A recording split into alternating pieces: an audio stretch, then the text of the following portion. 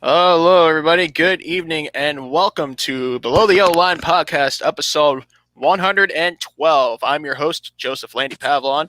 Alongside me tonight, I have my colleagues Justin Hebert and Daniel Ford. You get this party started. We have a lot to cover. Big week in motorsports. NASCAR and their first ever running of the COTA Grand Prix to the Indy 500 grid being set over the weekend, and many more. This has just been, the kind of weekend that motorsports fans really wait for. The month of May feels real. We didn't get this feeling, last year, of course, really, if not for NASCAR, there would have been nothing. But here, it's getting close to normal. We get fans in the stands almost feels like every race there's at least fans in the grandstands. And, it's just a great time to be a race fan, I'd say. Yeah. So we'll, of course, get started, as we always do, with NASCAR. Over the weekend, we had the race at Circuit of the Americas from Austin, Texas. We'll discuss the Formula One Monaco Grand Prix and its return to this historic race. The IndyCar situation, what's happening in the Indy 500, the grid being set. We'll go over all the 33 cars and how they got to their grid positions.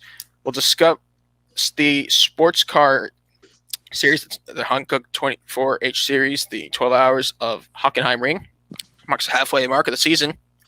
And then we'll discuss some ARCA and preview what's coming up this week. And we have a lot on our plate. So let's get started with the Cup Series race. And who other than Chase Elliott should be the inaugural winner of a road course race? And I think we're getting used to saying that. Chase Elliott put on a monumental late race charge to the lead, which turned out to be in his favor. The inaugural Grand Prix of Circuit of the Americas is the 14th round of the season. Yeah. And honestly, it looks like it's just become a more competitive outing. Just taking a look at this, another team, I think Hendrick Motorsports now is the second team to have all their competing drivers win at least one race. Yeah. Yeah, there would be Team Penske. Chase Elliott led 5 laps, started 8th, picked up his 12th career win, but this was a milestone victory. This was the 800th win for Chevrolet in NASCAR's Cup Series, the winningest manufacturer in NASCAR's top level.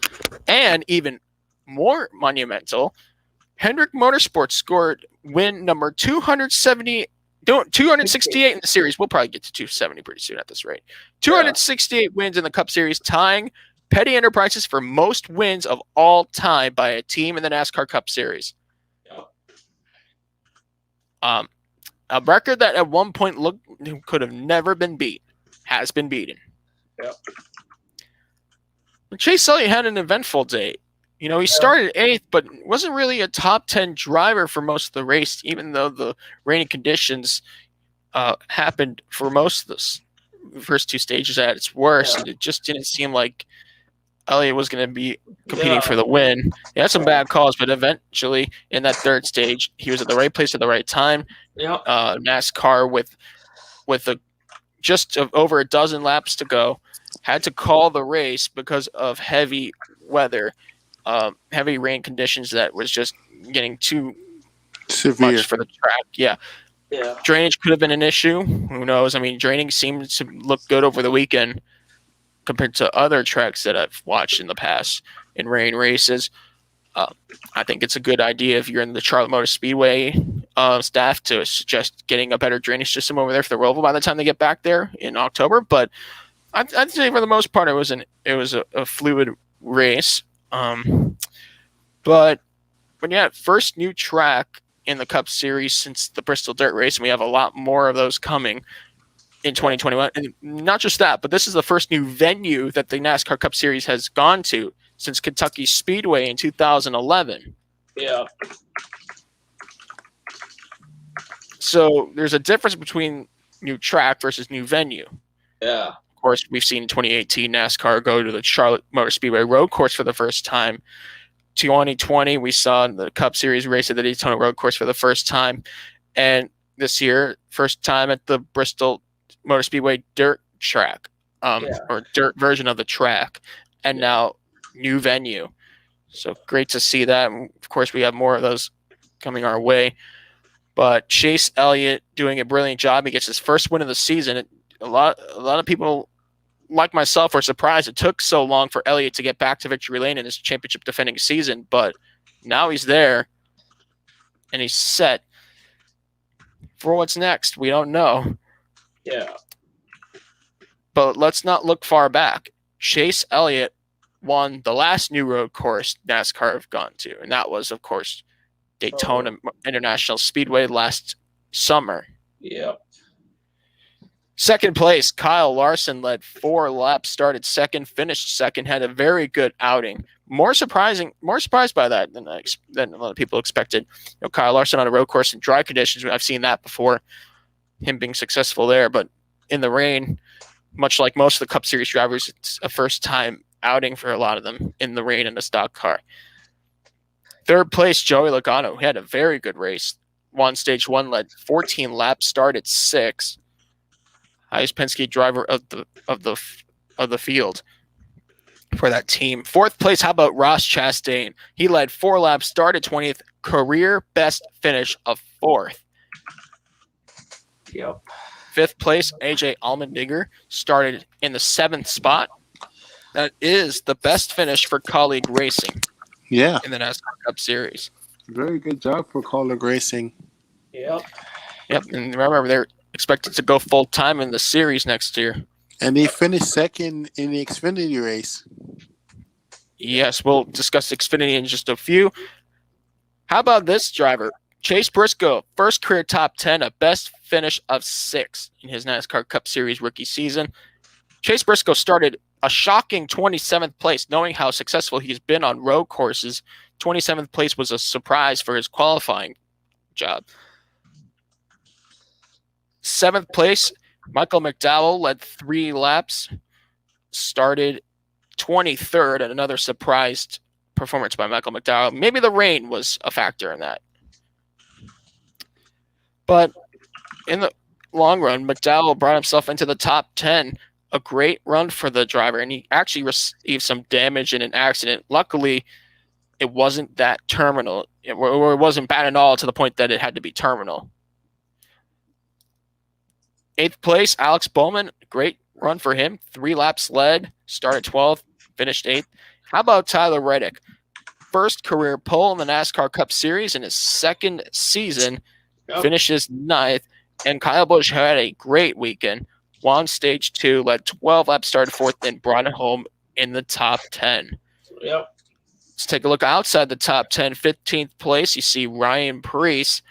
Ryan Preece led 2 laps. I'm sure he's one of those drivers that that wanted to see the race end at its normal distance. Because Ryan Preece finished 15th, and it didn't reflect how great he was out there. He started 36th, mind you. It was an afterthought going into it, but he drove very well. Also, it was his first start in the rain. He ran in the rain actually in Xfinity back in 2016 at Ohio, but in that race he ended up getting plowed into by J.J. Haley, who couldn't stop his car. Basically, that was the only start in the rain. 2016 Mid Ohio, but this COTA, even in the dry, COTA has less grip. So COTA was just like an ice rink. It was really hard. Oh, yeah, and especially if you hit the access road or go off track. Oh, you become a passenger. Just ask Kurt Busch or Cole Custer. Or even in the littlest mistakes, they were so costly.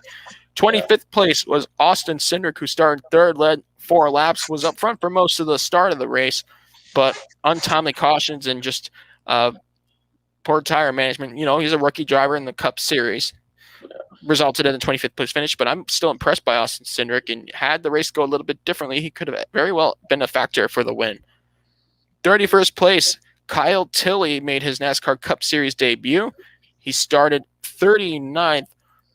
Kyle Tilley driving for the team owned by BJ McLeod, Live Fast Racing. Comes from Bath, England, and Kyle Tilley is a very successful LMP2 driver who won the Asian Le Mans Series championship in his class this series in the season 2021, as well as the class win for the 24 Hours of Daytona earlier this year, both for Era Motorsport. So he was signed by BJ McLeod and brought it home 31st ran all the laps. Yep. And 35th place, Martin Truex Jr., who led 3 laps after climbing up from the 17th spot, was taken out of an accident in terrible wet conditions and had to settle for a 35th place finish. Now we're going to talk about we just got over the results here, but I want to discuss the quality of the race. And come to think of it, there has only been 5 full course cautions in the entire race. Yeah. What do you think about the number of full course cautions being 5? Is that surprisingly large or surprisingly short? I feel it was a little bit large compared to other road courses, but there was reasons why there was more yellows than we usually expected. Conditions. Oh, the spray on the cars, you couldn't see. At one point, you couldn't see. Remember, during part of the second stage, they had to red flag it to clean some of the standing water on the track? Because we had 2 accidents back to back. Like, the first accident was more crazy. Ryan Blaney got hit by Christopher Bell heading to turn 12. Christopher Bell ended up hitting the inside wall. Kevin Harvick, who was a couple cars lengths behind, slowed down, to not get into Bell. At the same time, Bubba Wallace, few car lengths behind, couldn't see Harvick until he was right there, which lifted the 4 off the ground with front and rear damage on the 4. That was the first accident with that spray. But before the red flag, we had another incident. Michael McDowell, Eric Jones changed his line, so basically he was getting Eric Jones' spray in his windshield. So he tried to slow down to make sure he made This was on what is known as the DRS zone in Formula 1, like that long straightaway. Yeah, heading towards turn 12. That corner, the same corner basically as the last incident. Just with less cars. And McDowell got slowed down because to not brake too late and hit someone. Martin Truex Jr. couldn't see McDowell until he was right there. Truex hits the rear of Michael McDowell, and then Cole Custer can't see anything, rear ends Martin Truex Jr., and Truex cars goes in the air off the ground and lands back on all 4. Custer's car caught fire. He hit the end of the inside wall. Luckily, right before there's some foam that stopped him from hitting the end of the arm coat. But what happened was Cole Custer's car in that accident, Justin explained, Custer's tires aquaplaned the surface. Basically meaning that the tires only felt the water, not the surface. And pretty much you lose control at that point. And not to mention how low the visibility was. In Martin Truex Jr.'s situation, he could not see what was going on in front or behind with the damage he sustained after hitting the inside wall. And McDowell's car. Yeah, you couldn't see McDowell up there slowing down. And I want to go back to the first moment. And maybe I don't want to say it was an innocent mistake, but there was only so much NASCAR could do at a new venue, not knowing the quality of racing in the rain, as it's still unfamiliar in the Cup Series altogether, as well as being at a new track. NASCAR, I'd say, learned. Luckily, everybody was okay in those crashes, but they learned the hard way on what is and what isn't too much in terms of racing these heavy stock cars in wet weather conditions on road courses. For the most part, the racing was fluid, but those wrecks seemed like the track conditions might have been a bit too much. The problem that might be faced here could be visibility. Now you see in endurance racing, night racing is a part of the sport. However, in endurance racing, the cars are given headlights rather than the track. You ever see the 24 Hours of Le Mans and watch the night hours? You know exactly what I'm talking about. But there's an opportunity that NASCAR can utilize since they're going to a new car next year, and I think it's a great time to do it. What about headlights, taillights? Rather than just a simple red flashing light that all the cars must have worked under rain conditions like you see in Formula 1. I think there's an opportunity that NASCAR can use to put some working headlights and taillights for these cars for the road course races, especially with rain conditions. You drive a car, go out and drive in the rain. You're going to probably see everybody around you put on their headlights and taillights. Yeah. Until those dark clouds start to scoot away, and then you don't need them anymore. I think it's a great idea. NASCAR should try, and maybe it can help. I don't want to say no, it wouldn't be appropriate on ovals to race under the lights with no lights on an oval, but maybe on a road course there are some opportunities here that NASCAR can try with this new next gen car. We'll have to see. And you know what? For the most part, Circuit of the Americas was a successful weekend. Yeah. Had we rather kept that spring Texas race, and let's say that Texas Motor Speedway was not in Fort Worth, rather in Austin, we would be talking about what is going to happen in the Cup race today, because there was none with rain conditions. We would have not have seen any racing.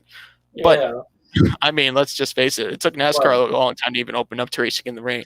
It took NASCAR long enough to say, hey, maybe we should shorten the races and not have a 500-miler on a road course like they did in Riverside many decades ago. But just to say that NASCAR is learning on these road courses is an understatement. They have a lot of good data they can use for Sonoma, for Road America, for the Indy GP, Watkins Glen, and others. Charlotte Roval to finish that off. Yeah, because like Sonoma is not this weekend, but next weekend, June 6th. Sunday, June 6th is the Sonoma race. I would be surprised if rain would be under the discussion racing there in that time of the year, but 2013 there was a chance. No, there was heavy clouds. I said, I don't know, it was about junior in high school in 2015. I said that same thing about, there's not going to be rain to worry about. Phoenix going to the penultimate race of the season. That was somewhat of the worst prediction I made. We'll have sunny conditions. Not too much to worry about.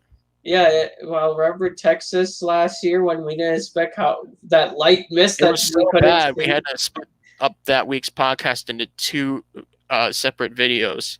Because the Texas race, it started on Sunday and finished at Wednesday night, almost going to Thursday. Yeah, and we're like, I remember we kept saying on Twitter, on World Racing Media, it's postponed. The race is postponed again.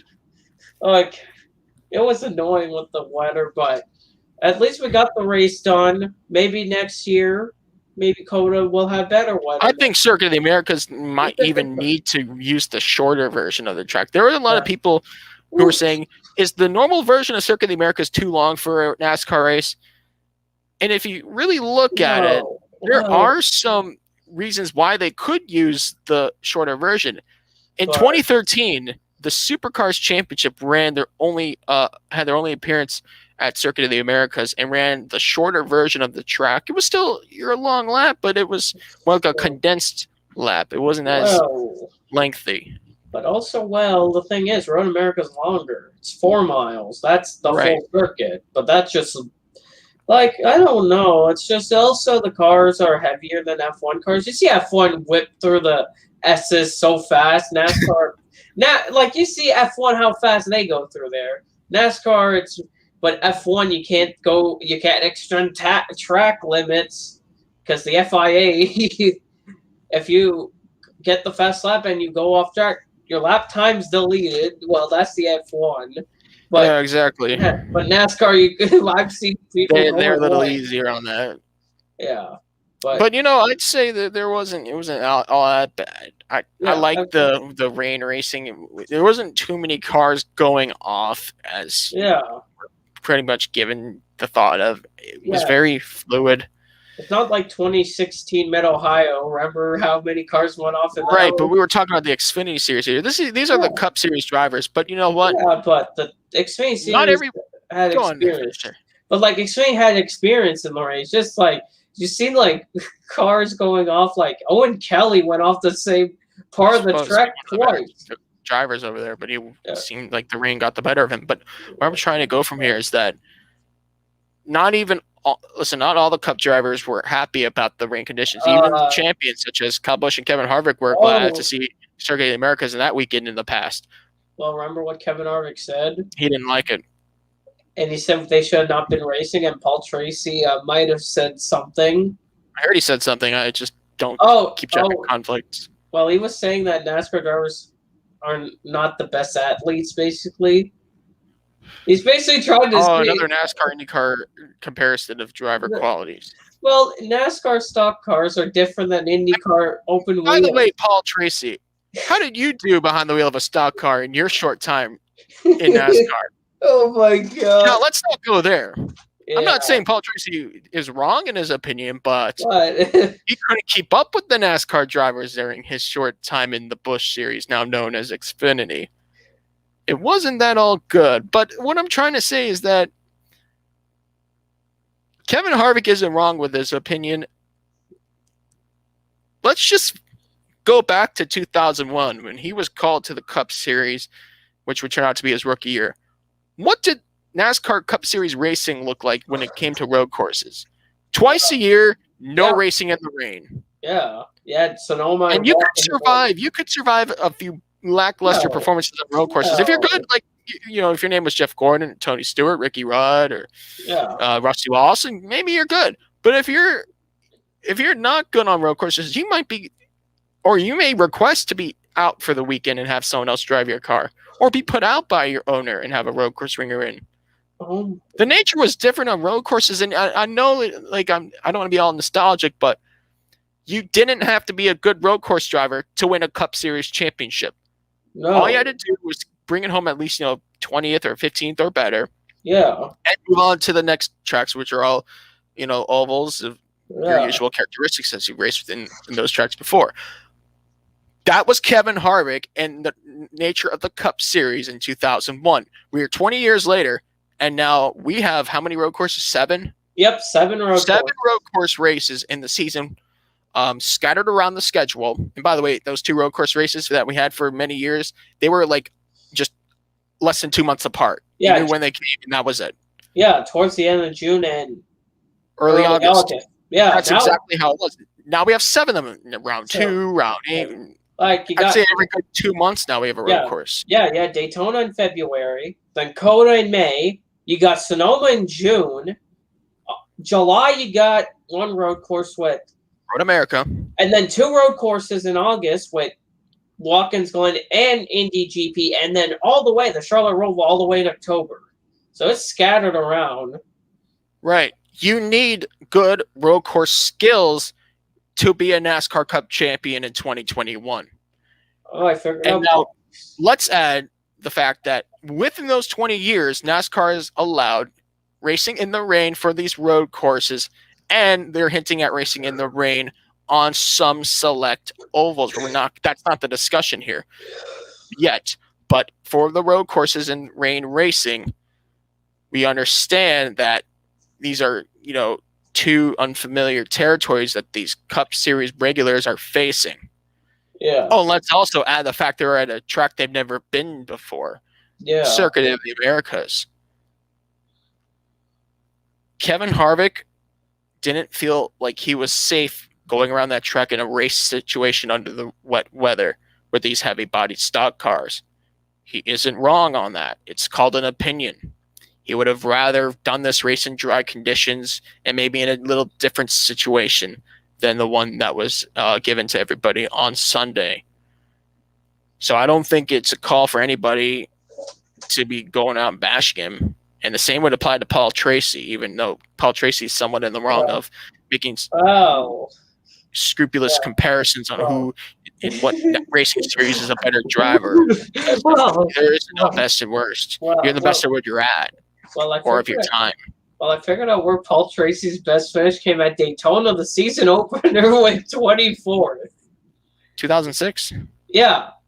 That was his best finish for Frank Cece's number 34. All his other finishes are 30 and worse, and he has 2 DNFs and 6 starts. So, that's Paul Tracy's NASCAR career for you. Now, he was a great IndyCar driver. I mean, he won the 2003 champion, and if I'm not mistaken, he's the last Canadian to win a championship in IndyCar. Yeah. He's good in that series, but NASCAR, he was not. No, he was disappointing in NASCAR. Listen, everybody's got an opinion, but that's just our first taste of a new road course venue. We got another new road course venue coming, and that's, of course, in August with the Indy GP. Yep. The Road America track has been used 65 years ago, so we can't really go back and compare at all with the complete era changes that happened between then and now. But yeah, there's a lot of unfamiliar territory on the way, and we're still really just got started with that. Yeah. Let's take a look at the championship. Before I want to say that the next new track we go to is Nashville Super Speedway. Yep. For a 400-mile race. Yep. All right. The standings we have, by the way, Denny Hamlin just seems to continue to pull away in the championship standings. He is now almost 100 points over everybody else. 597 points earned so far. William Byron is second. He had a bad race. First non-top 10 in God knows how long. 98 points behind. Third place, Kyle Larson jumps back up to third. Fourth place, Joey Logano, minus 111. Chase Elliott jumps to fifth with that win, minus 116. Martin Truex Jr. is sixth with 123 points behind Denny Hamlin, his teammate.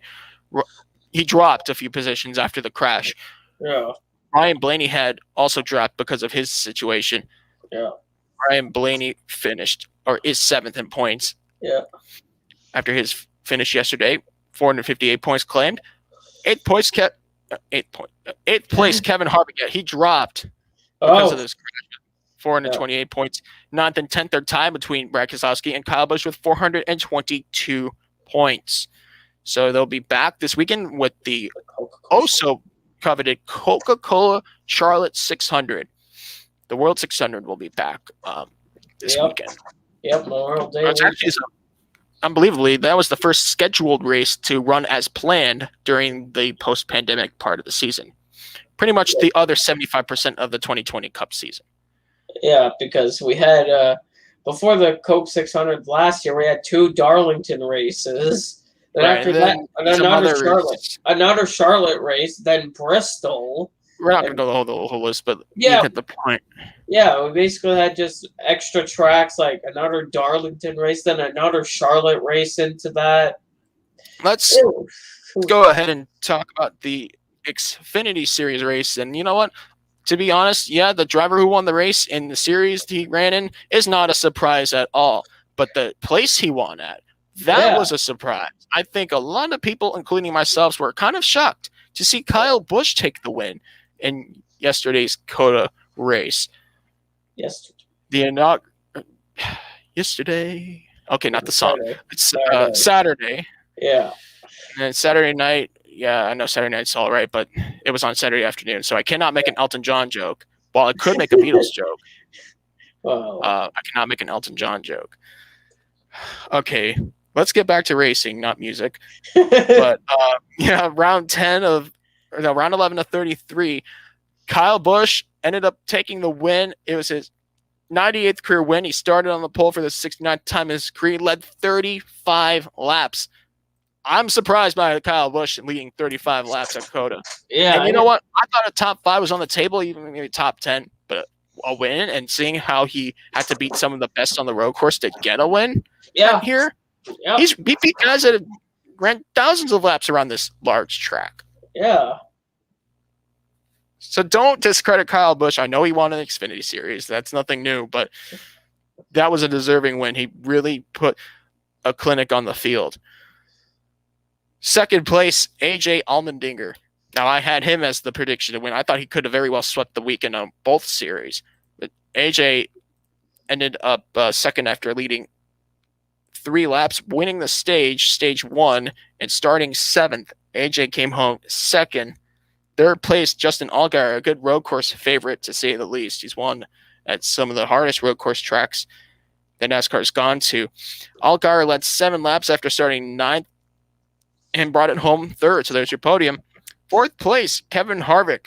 Kevin Harvick started 12th in his first Xfinity Series race since Darlington of 2018 and brought home a 4th place finish, best ever for BJ McLeod Motorsports. So great job for Kevin Harvick and the BJ McLeod Motorsports team with the help of Stewart-Haas Racing.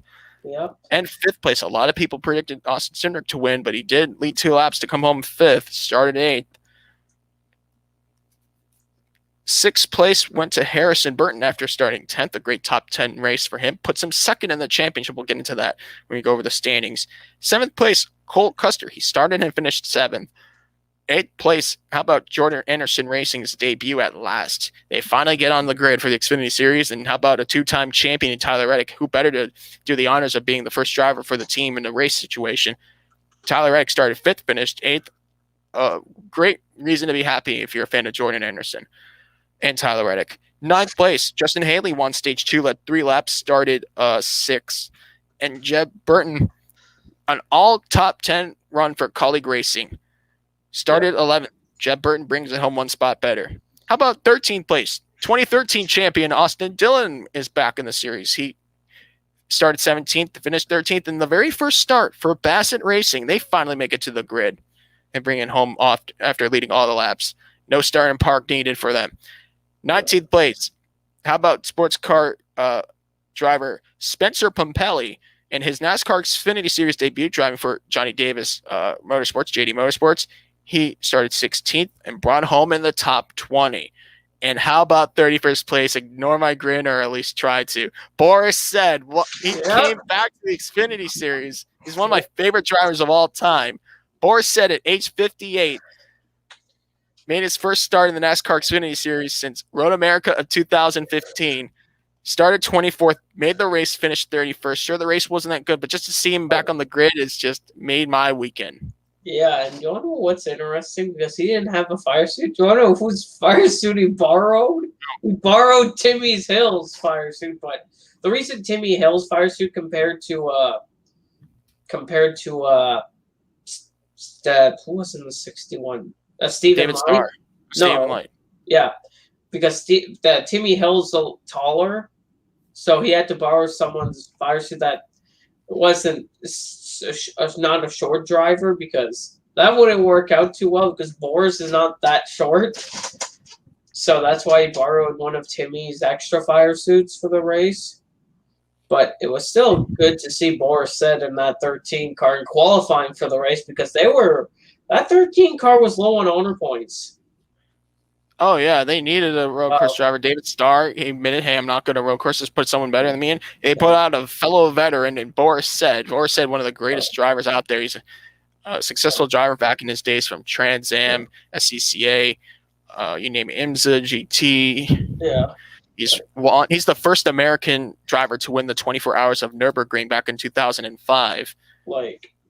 Also, it's been interesting, that race also had surprising DNQs. Oh, yeah. Let's talk about the fact that qualifying was back for the first time since the Daytona 300 in February. And Jeffrey Earnhardt, surprisingly enough, because he's good on road courses for Johnny Davis, he didn't make the race. Jesse Little for BJ McLeod. Kyle Weatherman. Stephen Light, a veteran in the series. Josh Williams, Cesar Baccarella, Bailey Curie, all failed to qualify. Yeah, Josh Williams also surprising. He DNQ'd in the 92. Right. I gotta expect to see that.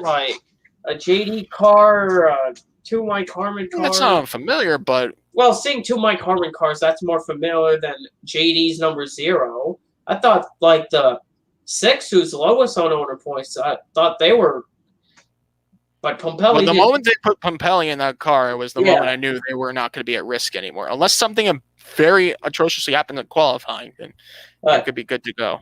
But just seeing the 0 and the 92 DNQ was just surprising. Seeing Josh Williams in the 92 and the 0 of Jeffrey Earnhardt.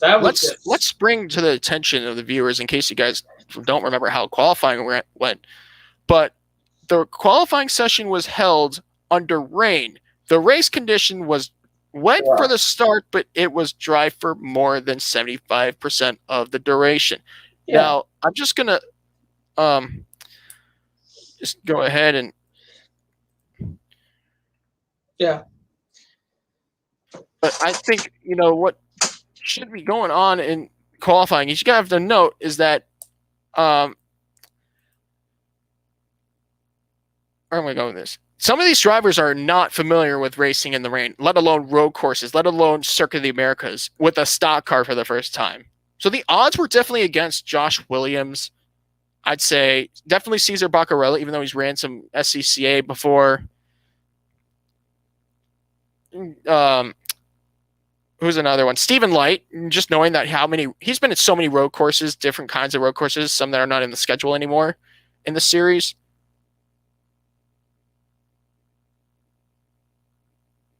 So seeing those drivers not make the race was surprising, especially if you're Jeffrey Earnhardt. But for the most part, it wasn't. What probably set back drivers such as AJ Allmendinger, as well as Austin Cindric, and some of the other drivers that were road course ringers in the lesser equipped teams, was the fact that it was a dry race. That's what probably helped Kyle Busch stay up front. Because if the race started in the conditions that qualifying was held, you would see a completely different results. If qualifying was dry, we would see different DNQs. That's how I'd take it. I guess Justin stepped out, so I guess we'll go ahead and discover the points. Oh, there you are, Justin. Hello. Yeah. But yeah, I think it's agreeable to say that if had qualifying be dry, we would have seen different DNQs. Yeah. And had the race been wet, we might have seen different results. Yeah. All right, after 11 races. But by the way, I think we're now 1/3 through the Xfinity series. That's 33 divided 11. That is 1/3 through the season. Austin Cindric, in the quest to defend his championship, is doing exactly what he needs to do. He's got 471 points, and he's in front by 77 points over Harrison Burton, who brought it up to second now, minus 77. AJ Allmendinger, third, minus 81. Daniel Hemrick, fourth, minus 88. Justin Allgaier up to fifth, minus 112. Jeb Burton is sixth, minus 126. Justin Haley, after missing the Dover race, is back up to seventh in points, minus 141. Jeremy Clements in eighth, minus 169. Ninth place, Noah Gragson. He's just rocky this year, back to the outer end of the top 10, minus 170 with the retirement on Saturday. And Myatt Snider is back in the top 10, minus 173. Very good run for Myatt Snider. He definitely utilized his time in Europe during the Euro NASCAR season a few years back. So yeah, they'll be racing this week in the NASCAR Xfinity Series. We'll be back for the Charlotte 300. We'll discuss that later in the podcast. We'll now get into the next NASCAR race that happened at Circuit of the Americas, and that was the Toyota Tundra 225. And let me go ahead and bring that up. For round 9 of 22. That is the second road course race of the season. There are currently 4 road courses in the Truck Series calendar this year, as we speak, depending on whether or not the situation in Canada doesn't improve by the time we reach the 5th of September, when it's time to go to Bowmanville, Ontario for the race at Motorsport. Other than that, this is pretty much we're just going to act like it's a 4 road course race season. Yeah. Todd Gilliland, who won stage 1 and led 8 laps from the 5th place starting spot, picked up his second career win, his first win for Bob Jenkins in the Front Row Motorsports team. And if you want to be technically speaking, this is kind of the first win for David Gilliland Racing since Tyler Ingram at Kentucky. Even though it's not under the name, they pretty much have a lot of chemistry together. So it's kind of like a team win. But a good performance for Todd Gilliland, who we know definitely should have more than just 2 wins in the Truck Series bank for his career. Todd Gilliland is somewhat of a good road course racer. I don't recall too much just from their spot, but he's done very well. Well, you also remember what happened in 2018, where he should have won Canada, but you know what happened in that race. Yeah, he got the Noah Gragson treatment, and the win was given to Justin Haley. And who kind of had that same kind of maltreatment going for the win at that same track a few years back. Well, he's back in the Truck Series. He led 11 laps, started second, finished second, had a great run for Young Motorsports. Remember, they have one win with Spencer Boyd, who ironically drove and failed to qualify for them over the weekend. That was the Talladega 250 2 years ago. It almost seemed like we would have seen a second win from them. But hey, great job putting a road course ringer in that car. Yep. Third place, Tyler Ingram, who scored his first career pole in the Truck Series, led 4 laps and brought it home third. So good run for Tyler Ingram, who really needs to keep that up, especially that he's running out of time to have bad races in the season. This is only a 22-race schedule, mind you. Yeah. We're a few races away from just halfway through the season. And Tyler Ingram, who was competing for the championship last year, is still knocking on the door to get into the top 10, which, by the way, consists of all the seeding for the playoff chase. Fourth place, Grant Enfinger. Great run for Grant Enfinger in one of his few starts with the Cody Rohrbaugh team. One spot behind the best finish for the team. Enfinger started 23rd. He had an adventurous race in Austin, Texas. Sheldon Creed. A lot of guys thought he was going to go out in there and win. Led 14 laps from the third place starting spot and brought it home to the top 5. Sixth place, Sam Mayer started 21st. Brought it home 6th. That's the best finish for Brett Holmes Racing in the NASCAR Truck Series. 7th place, Carson Hocevar. Gotta give this kid some credit and more attention. He is just an impressive young driver. Carson Hocevar is back in the top 10 in points. He started 17th, brought it home 10 spots better. And this was all happening under rain conditions, Justin. Yeah. So let's throw in another curveball. 8th place, Zane Smith. Now, had the race be under dry conditions, which we saw him be fast in the dry conditions during practice, we might have seen him ended up in victory lane potentially or a top 5, but he brought it home 8th. Austin Hill started and finished 9th. And 10th place, Ben Rhodes, who won stage 2, led 3 laps and started 11th, rounded out the top 10. 11th place, Paul Menard, who made his first NASCAR Truck Series start since the 2007 Martinsville 250. So welcome back, Paul Menard from Wisconsin. He was a pretty good road course driver, won at his home track in the Xfinity Series. It was his last win in the series with Road America 2015. Yeah. So, he's a veteran. Yeah. Good run for him. Looking down the list, Matt Crafton in 15th place. Led 1 lap and started 4th, and I think the rain conditions eventually got the better of him, even though he ran up front for most of the race. Yeah. A good run, I'd say. Looking down the list, in 18th place, Parker Chase, a Lexus GT3 factory driver, was behind the wheel of Kyle Busch Motorsports' Toyota Tundra, the 51, competing for an owner's championship. Started 8th and picked up Parker Chase picked up his best career finish of 18th. In 23rd place, Lawless Allen got his career best finish driving for the Josh Rayom Toyota. See on this list here, 28th place, Jack Wood, who is an ARCA driver for GMS Racing, made his NASCAR Camping World Truck Series debut and finished 28th. 29th place, Michelle Abate, who drove for On Point Motorsports, started 25th, finished 29th in her NASCAR Camping World Truck Series debut. And 36th place, Cameron Lawrence, who had an impressive qualifying performance, starting 7th in his Rayom Brothers Racing Chevrolet. Had an issue in the race that brought him out in 36 in his NASCAR Truck Series debut. Yeah. It was a very competitive race to get in, and had the qualifying session be under dry conditions or the race be under dry conditions, you might have seen some different results. Yeah. Looking back at it, you see Logan Bearden in a Nice Motorsports truck being the first man out. Dawson Cram failing to qualify. Spencer Boyd was a little bit of a shock. I'd say if we were in dry conditions, he might have had better luck there. Just a bad weekend all around for Racist Rally's CMI Motorsports team. Samuel Lecomte, John Atwell, Brad Gross, all road course specialists that were in his trucks did not make the race. Yeah. And Jennifer Jo Cobb, owner driver, who just, I'd say, the female version of a gentleman driver, out there just trying to make money racing, not caring what position she finishes in. Like Norm Benning, who withdrew from the race. She was the last to DNQ, and Norm Benning was the only driver who withdrew from the race. Yeah. So, yeah, I think it was a good Truck Series race. And you know what? I think all the drivers deserve a round of applause for the fact that the only 2 cautions in the race were for the stage conclusion.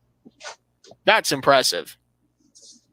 I thought of all the races that were going to happen with NASCAR COTA, the Truck Series race would be the most chaotic. They would have the most cautions. They would definitely need some multiple overtimes. The whole song and dance. Especially with the throw some rain now, too. How did this not go as wild as I thought it would? I don't know. I actually really don't know compared to, other series. Remember Darlington?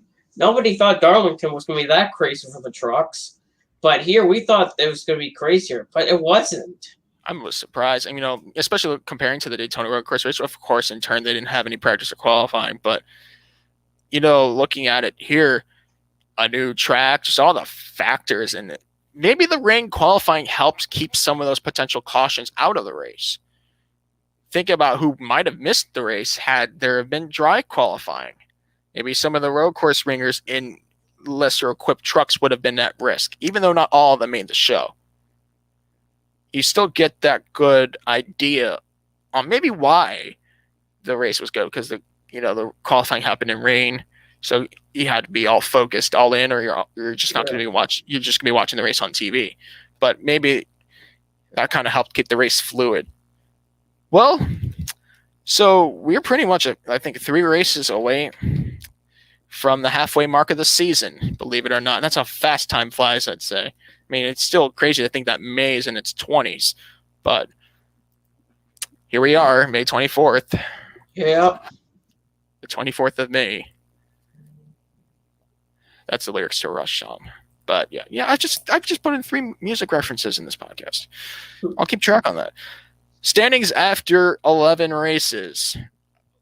John Hunter Nemechek, who didn't have the best race, still remains up front with the 31-point lead. He has 396 points over Ben Rhodes.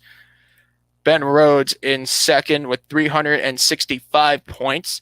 Third place, Sheldon Creed with 327 points.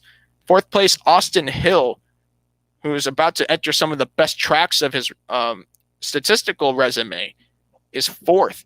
He jumped up to the point standings with that top 10 on Saturday with 303 points to his name. And fifth place, Todd Gilliland. He leaped to fifth with 288 points. 188 points to spare between John Hunter Nemechek and Todd Gilliland.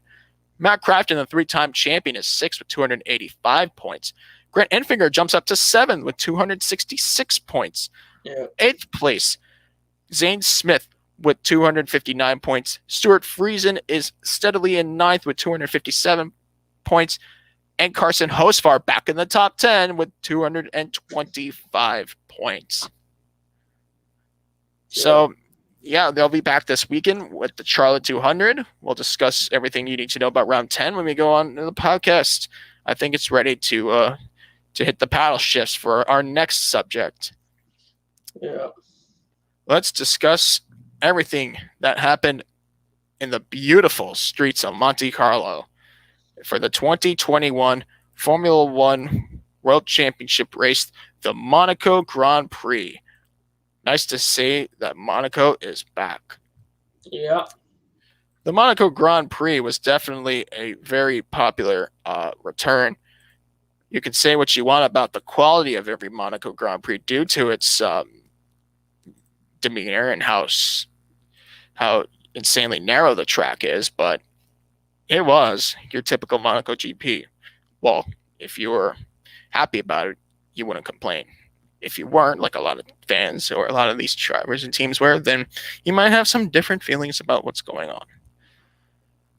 Much like hockey fans are about the refs in the Florida Panthers Tampa Bay Lightning series. I'll get into that later. Yeah. But Max Verstappen led all the 78 laps in the race. He started second, picked up his 12th career win and his 47th career podium.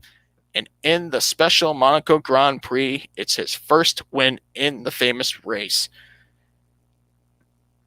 As for Red Bull, it's their 5th win in the Monaco Grand Prix. Of course, you had those 2 wins from Mark Webber.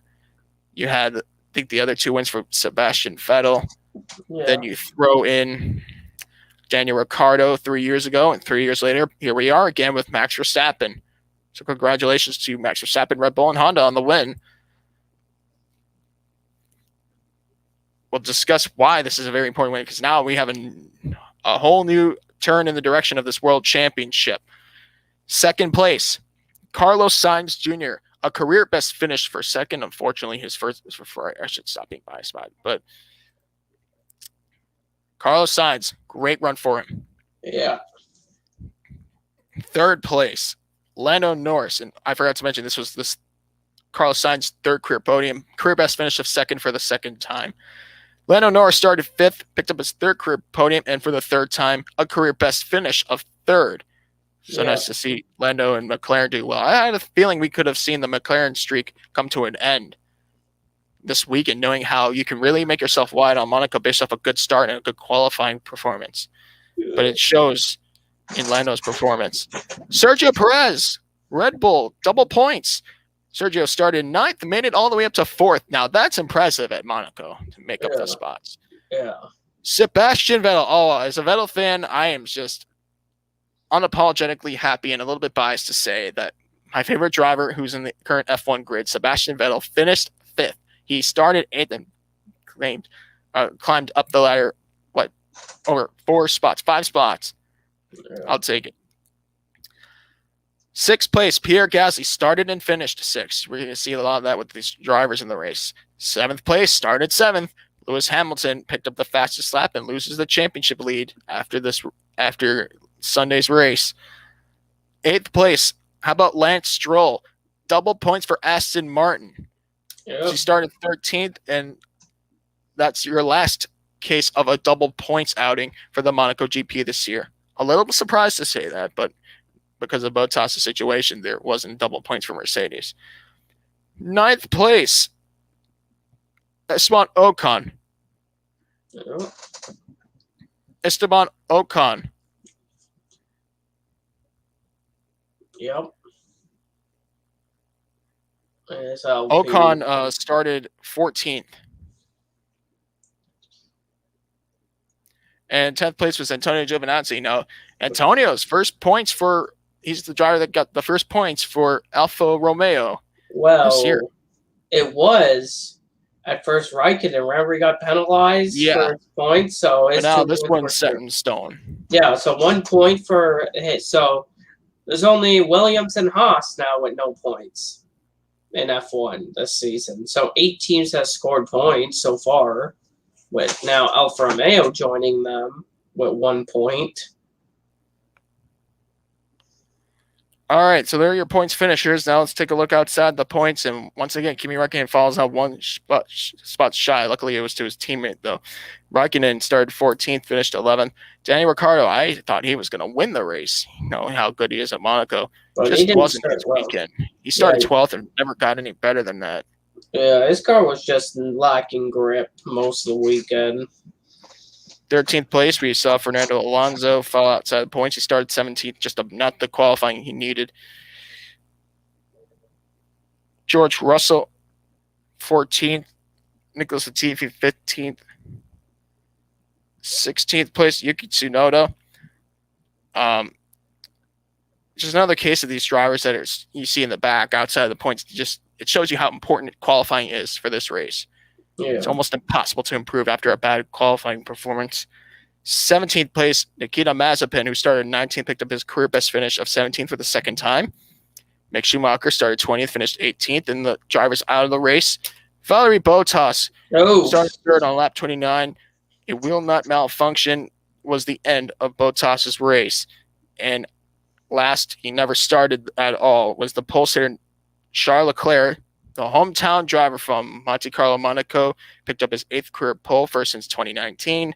and didn't even make the start. And this is where we're going to bring in our next discussion, the one that a lot of people were probably here for in this podcast. And that, of course, is the whole the kerfuffle between Charles Leclerc, Ferrari, and the decisions that failed between the end of qualifying and the beginning of warm-ups. What went wrong, Justin? Yeah. I don't like Leclerc's just like when he hit the wall, he was just running good, but you know that guardrail in the S's? Yes. He hit the guardrail, which sent him hit the curb that sent him into the other guardrail, and he hit the wall and destroyed the car. But he thought, I didn't expect that he destroyed the gearbox. Yeah, This is, I don't know. I'm trying my best, my damnedest, not to be opinionated nor biased. I just don't know about it. I have something that needs to be said. I think Ferrari, not only did they made a poor decision, they made an unrepairable decision. And this goes beyond the race. We are talking about 2 years between the last Monaco GP and the one that happened on Sunday. We know the demand for success for driver Charles Leclerc after a lacking 2020. And not to mention, in front of his home fans. This is Charles Leclerc's home race. It's a very expensive place to be in Monaco, in the Monte Carlo region especially. And to see how everything transpired between the end of qualifying and the race, to say that was embarrassing would be an understatement. I know you guys heard me be opinionated about Ferrari and F1 in the past. This is nothing new about the Below the Yellow Line podcast, but I think we're back to where we started in different occasions, of course. But we're here again. There's a new Ferrari situation that didn't need to happen. And why is that? You could have, and when I say you, I'm talking about Mattia Binotto and the guys at Ferrari who made the decision to preserve that, what was a damaged gearbox in a repaired car or a new car. I don't know if it's a new body, but it's the same gearbox. Whatever you needed to do to keep that first place grid slot is what they did. And ultimately, they took a risk on a gearbox that was probably damaged. And I'm sure if Leclerc started anywhere other than first or second, we would have seen them go and make the move to repair that gearbox. Yeah. That is a bad move. Yeah. That is not a bad move, but that is also just a disgusting one. Because all those people who came to watch and had to dodge all the bullets from last year in the race that didn't happen, and here we are, the global pandemic, we still got the race in, couldn't even watch their driver at least be in the race. So what if he was going to start last? Well, and yeah, I know it's Monaco. If you start last, you're pretty much done for. But he's now out, leaving Monaco with nothing, no points, none of that.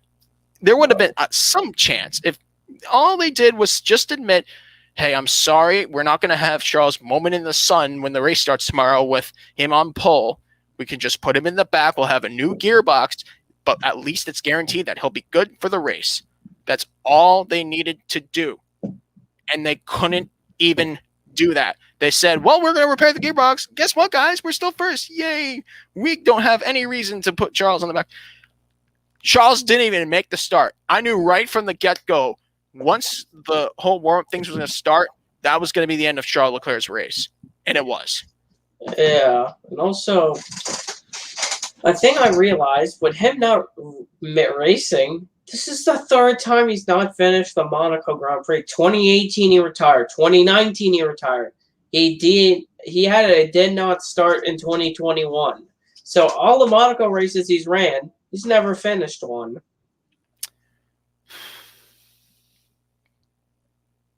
You know, in football, we come to the same conversation about the Dallas Cowboys every year. Yeah. When push comes to shove, they just can't follow through. We talk about this in hockey. I'm sure, off the air, we always talk about the Toronto Maple Leafs. They cannot follow through. When success is in front of them, they seem to take a detour back to failure. But let's give another one, maybe in recent times for NASCAR Roush Fenway Racing. Yeah. But here we are with, once again, Ferrari. Ferrari doing what they have done best since their last Constructors Championship in 2008 and their last Drivers Championship in 2007. Yeah. Ferrari, falling apart when it matters. Like Ferrari. It's just, I don't understand them, but I don't even know. I don't know. Do you know what I just realized? What next race being Azerbaijan? Remember what happened to Leclerc in qualifying in 2019? Yes, I know. That moment, I am stupid, in the castle section when he went into the barriers like Robert Kubica did in Q1. Yeah, so yeah, I don't know how Ferrari's gonna do. Ferrari. I wish there would be. But I wish there could be a solution to this, but every time, I don't even want to.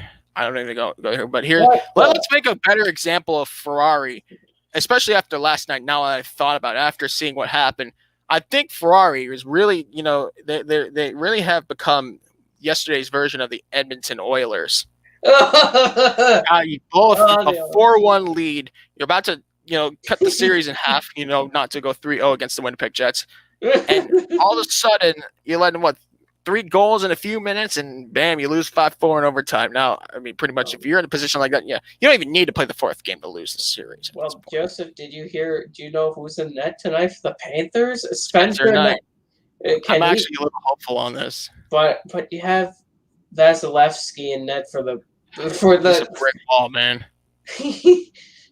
Yeah, we'll see how that goes for today. See if Tampa the box will be fine.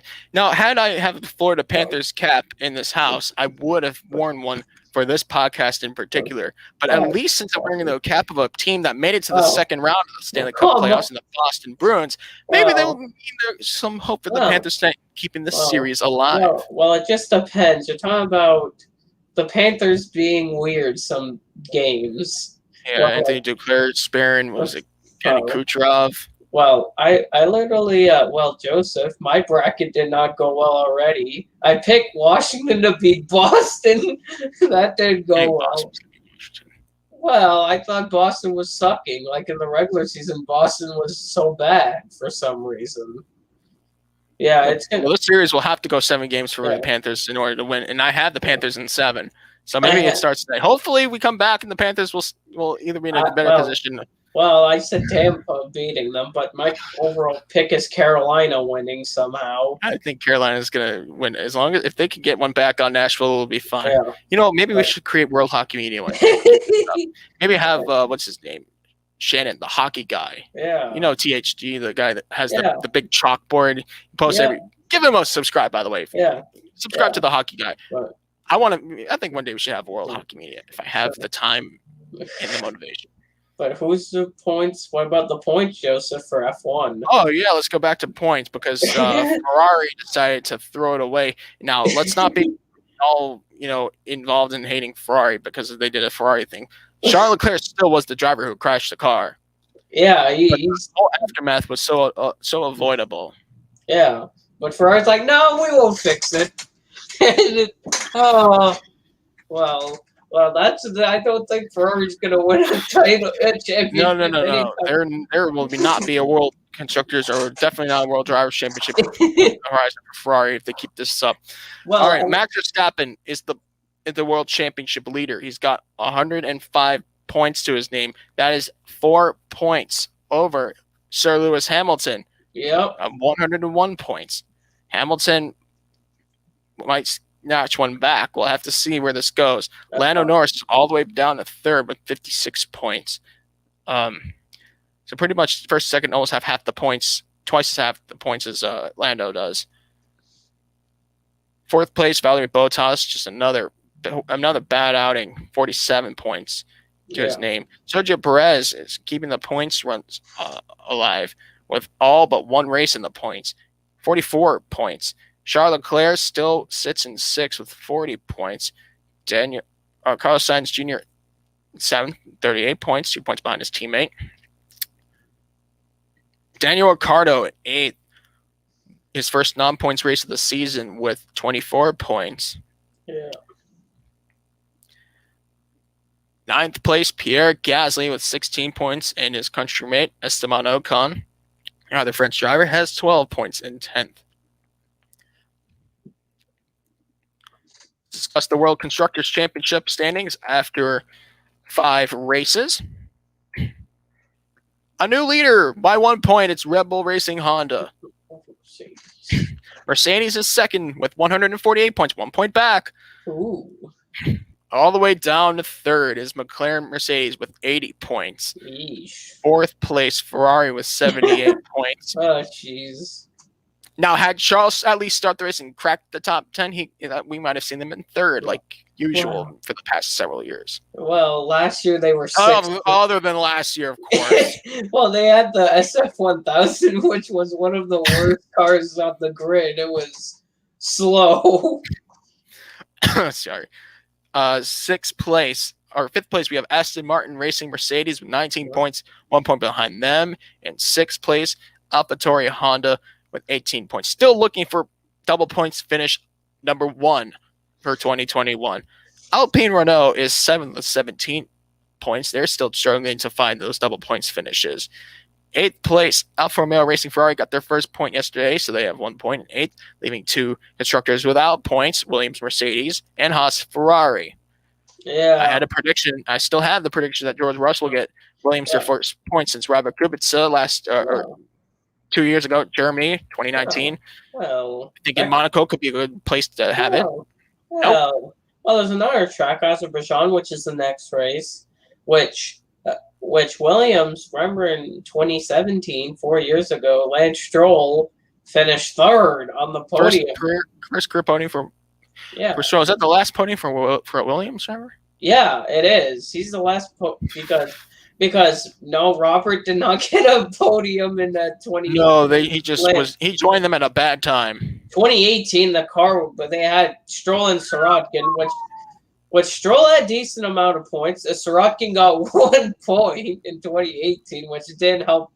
And then 2019, they got 1 point. 2020, they had 0. This year, they're so far at 0, but maybe Williams will do decent at different Baku. management. Maybe we'll see what happens.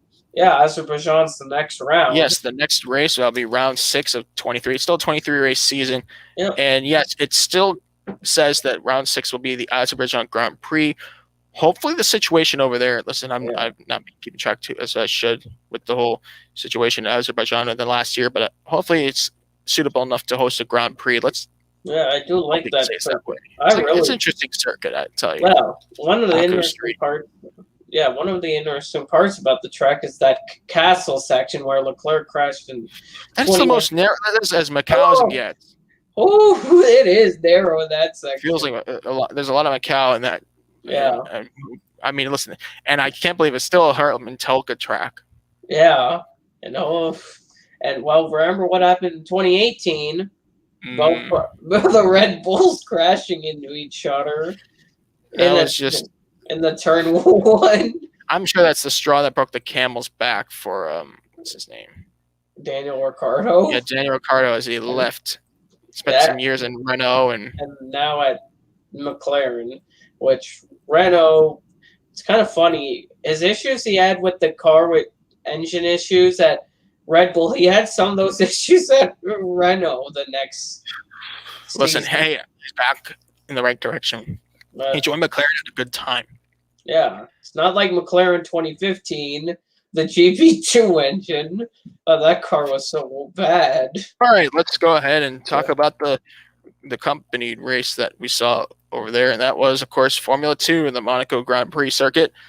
If you're not familiar, this is week 2 of 8, and yes, the structure has changed. I know it's been a while since the last Formula 2 race. Unlike last year, we now have 2 sprint races in the beginning of the weekend, and to finish the weekend, a feature race. 8 drivers scored points with the exception of a fast lap. for the sprint races and for the feature race top 10 with bonus points of pole position and fastest lap. In the top 10, you get points for the feature race. Yeah. So let's discuss what happened in the Formula 2 weekend. Let's talk about, first of all, the sprint race one seemed very much of a dominant one by Guanyu Zhou. He won by 2.3 seconds over Filipe Drugovich. Points finishers. How about Roy Nissany? Roy Nissany for Dom. First ever podium for him, and he becomes the first Israeli driver to get a podium. Great to see Roy Nissany on the podium. That was a great moment for him.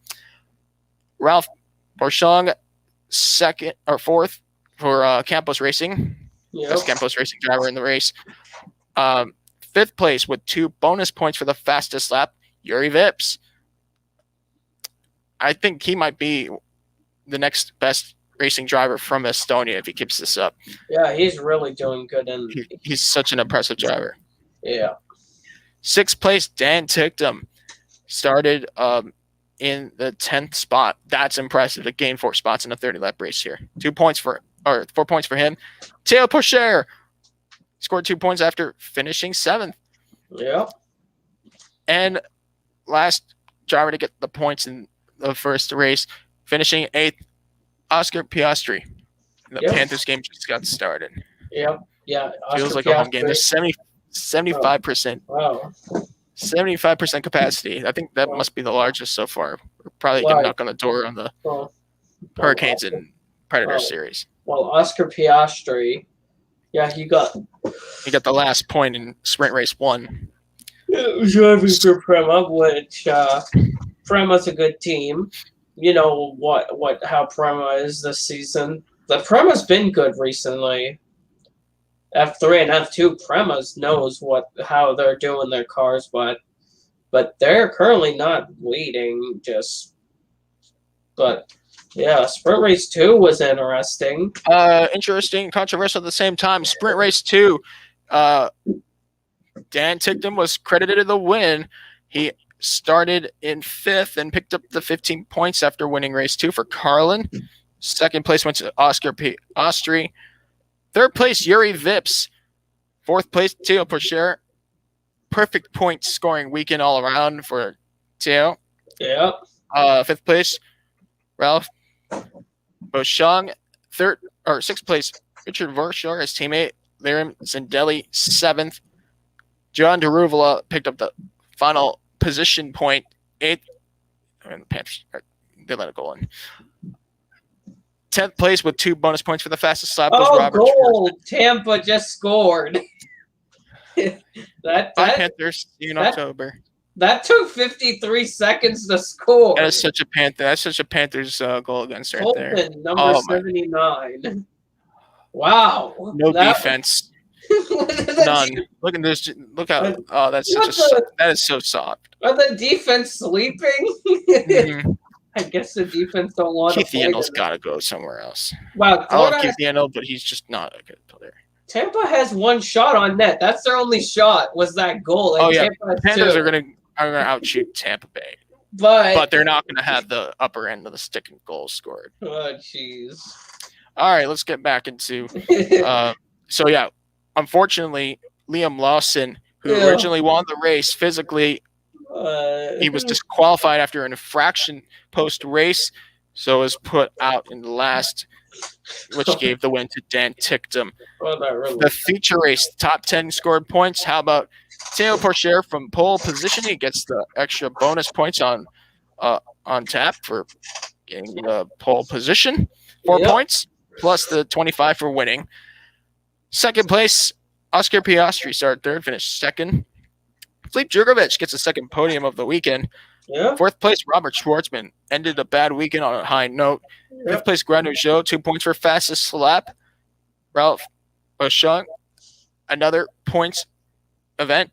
6th, Liam Lawson, 7th, Juri Vips, 8th, Roy Nissany, 9th, and Richard Verschoor round out the top 10 in points scored.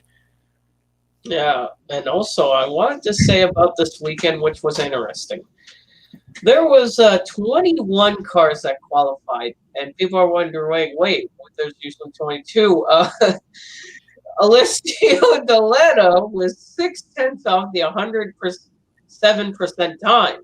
But the FIA still let him race, which he just finished in the back. But when I saw that, seeing him 0.6 off the 107% time, you know what's funny? Mahavira Raghunathan was ahead of the 107% time back in 2019 at Monaco. But Alessio Deletta missed it by 0.6 of a second, which is a little bit embarrassing. Yeah. Unless there's a lot, I leave it to him to knock out the 100% violation. Even not even Mahavira Raghunathan got to that point. Let's get to it. The point standings after week 2. Guanyu Zhou has a seemingly comfortable lead. He's got 68 points. Oscar Piastri is second, 52 points. Théo Pourchaire is third with 47 points. Dan Ticktum moves up to fourth by 1 position, 38 points. And Liam Lawson drops all the way back to fifth with 36 points. In the team's championship, Unai Mertosi Racing moves up to first with 97 points. Second place, Prema Racing, second with 82 points. Third place, Carlin drops to third with 67 points, going up 1 spot with 63 points. Art Grand Prix, and fifth place, the High Tech Grand Prix. No, Panthers on a power play. Can they do anything? I don't think so. I think it's get ready for October now. Well, these Panthers fans are probably not saying that. These fans I don't know. It's still early game.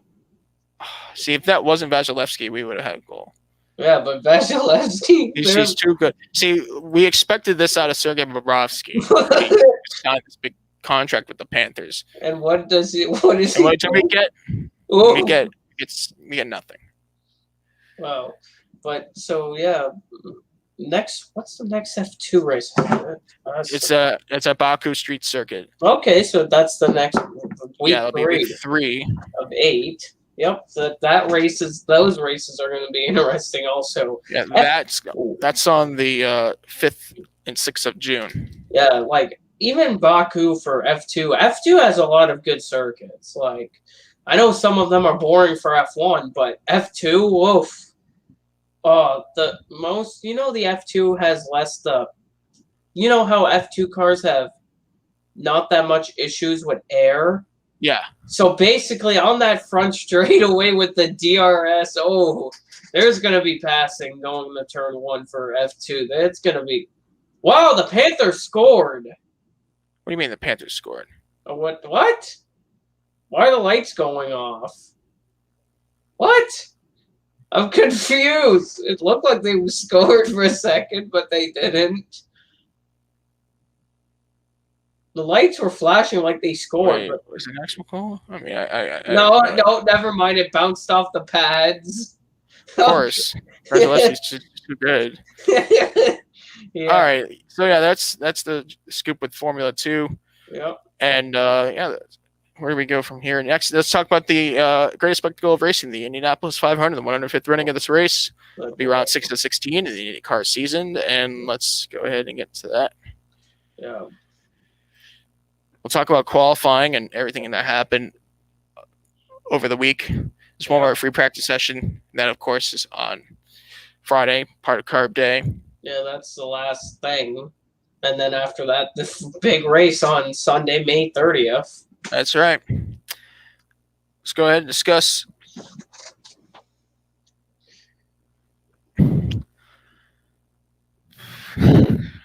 Gotta focus. All right. So, yeah, at a speed of 231.685 miles per hour, Scott Dixon from Auckland, New Zealand, the 6-time champion of the IndyCar series and 2008 champion of the Indianapolis 500, wins pole position for the 4th time in his Indy 500 career. Scott Dixon, at age 40, will lead the field of 33 to green. The Indy 500 qualifying is probably one of the hardest qualifying formats in the history of motorsports. Yeah. As you don't need the best, as you're not going for the fastest lap. Yeah, and also there's no provisionals. No provisionals, and you must have the best 4-lap speed average. Yeah. And not to mention, you go out, you do one full lap, one full lap, and then another one, and then your 4 laps of perfection. And if you can't get that done in 6 hours on Saturday, you're going to be at the at-risk position on Sunday, which is bump day. Yep. And you may be in or out of this game of musical chairs. The 2 extra chairs were for 34th and 35th for this year. But let's discuss the starting grid, and then we'll discuss how the drivers that got into the race got into the race. But let's go into the first row.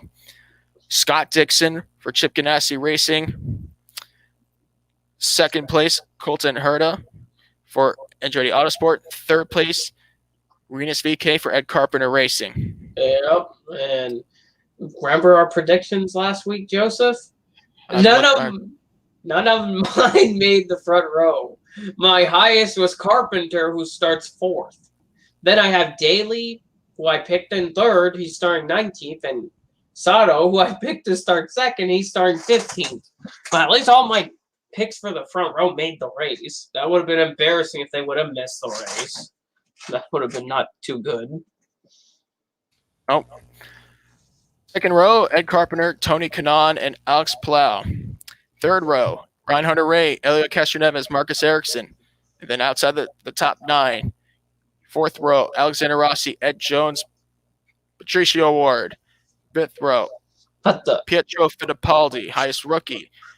Felix Rosenquist, Takuma Sato, reigning winner of the race.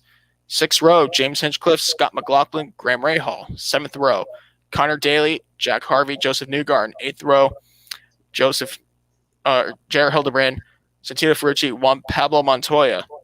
Ninth row, Marco Andretti, Simon Pagenaud, Sebastian Bourdais. 10th row, Stephen Wilson, Max Chilton, Dalton Kellett. And the final row, which we'll now get into our next discussion, to get into the race. Bumping in, Sage Karam, Will Power, and Simona Di Silvestro. And bumped out, AJ4 Enterprises, Charlie Kimball, and will fail to qualify after 10 years of making the race successfully, and RC Anderson for Top Gun Racing. Yep. Rookie driver, rookie team.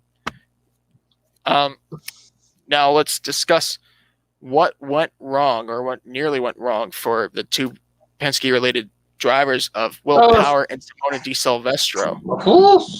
How did they end up nearly getting bumped from the 500?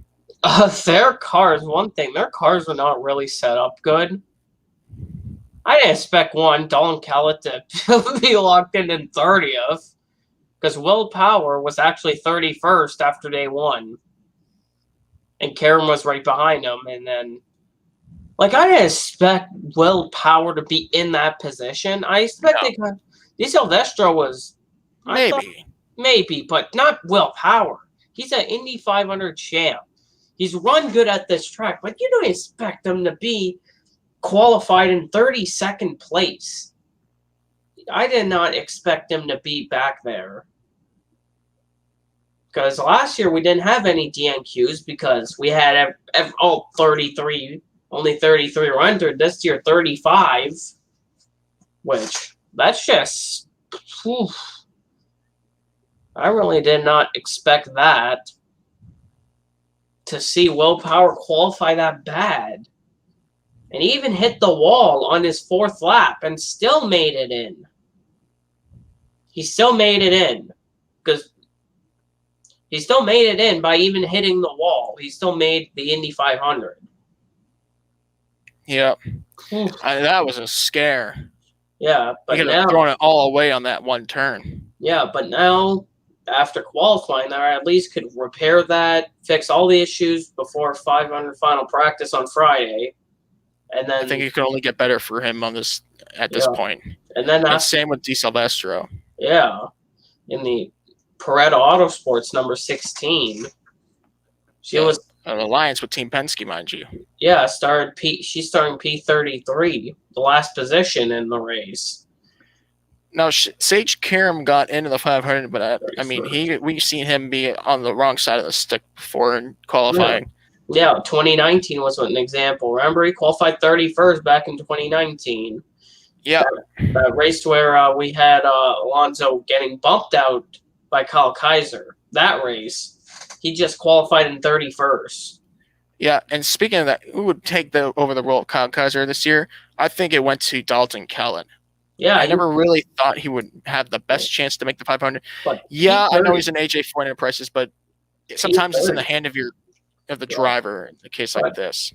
But he but made it in. Yeah, it was his second time in the Indy 500. He made it last year, but sadly crashed out. But he still made the race, P30. He locked himself in day one, which was really impressive for Don Kellett.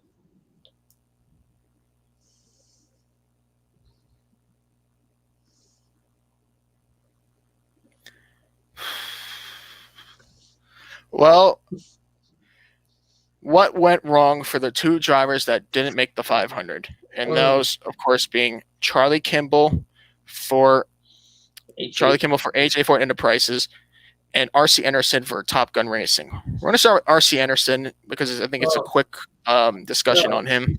Like RC Anderson, there's many reasons. One, first 500, first Indy 500. Two, Top Gun Racing is new. This team, don't know how new this team is. You know their Indy 500 car? Yeah. They received it in parts and shipping containers. That's how new this team is. Yep. And they don't even have a Wikipedia article that I can learn from. Yeah. And it just it shows like how they were kind of behind, and that's why last weekend I said who's the two drivers not going to be in the 500. I knew right away. Right, it's probably going to be RC Anderson and Top Gun Racing. But I didn't expect to see the other driver, Charlie Kimball, in the number 11.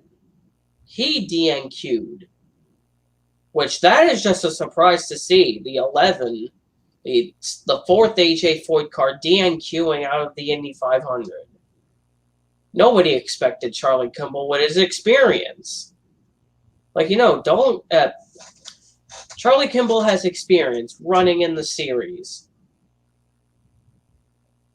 And, he has experience in the Indy 500, but just couldn't qualify. Yeah, the car was not fast. It was just, his car was not handling well all weekend. I could tell that his car was, when he was driving, it was just not handling right. He was loose, tight. Yeah, the car was just slow off the corners, which really hurt him with its speed. Wow, Florida has a power play. Yeah, that's good.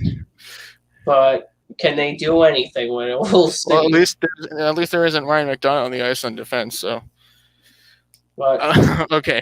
So, yeah, we were talking about the Charlie Kimball. Now, he has a great track record of making the 500 in different teams in the past. This is the first time he's going to be watching on TV this Sunday.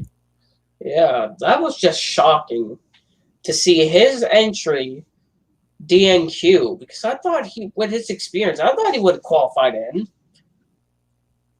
He could have really qualified a decent position in that car with his experience, but no, I didn't expect him to be a DNQ in the Indy 500.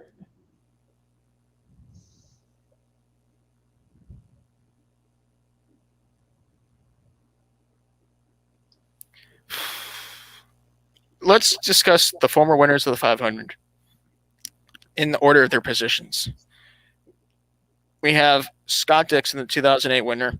Oh, 4-on-4 now. Yep. A penalty for Huberto. They're going to call for hooking for some reason, I guess. Oh, there I see it. Yeah. Scott Dixon, 2008 winner. Tony Kanaan, the 2013 winner. The 2014 winner, Ryan Hunter-Reay. The 2001, 2002, 2009 winner, Elliott Castroneves, starts in 8th. Alexander Rossi, the 2016 winner, starts 10th. Takuma Sato, the 2017 and 2020 winner, 15th.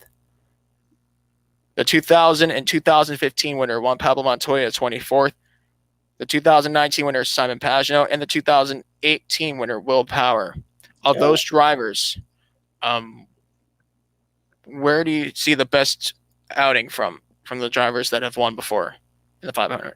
I feel like Scott Dixon. I know he's on pole, but But Scott Dixon, he's good. Like last year, he did really good in the Indy He was so 500. close last year. But I feel like this year he's going to be really strong in this Indy 500. He has a fast PNC Bank Honda, so you might see him being one of the highest Indy 500 winners to finish in the Indy 500.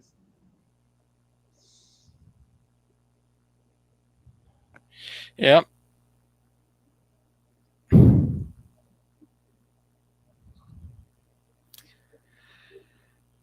I think of all those drivers we mentioned that have won the race before, there's been somewhat of an underdog, and just by this name, he should never be an underdog in this track. That's Tony Kanaan.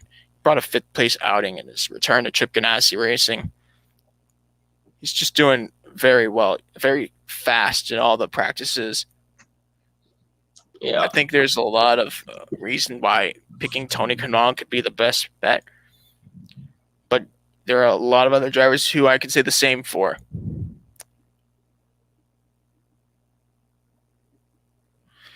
Now let's talk about rookies. There are only two rookies, and three rookies. Of the three, two of them made the race.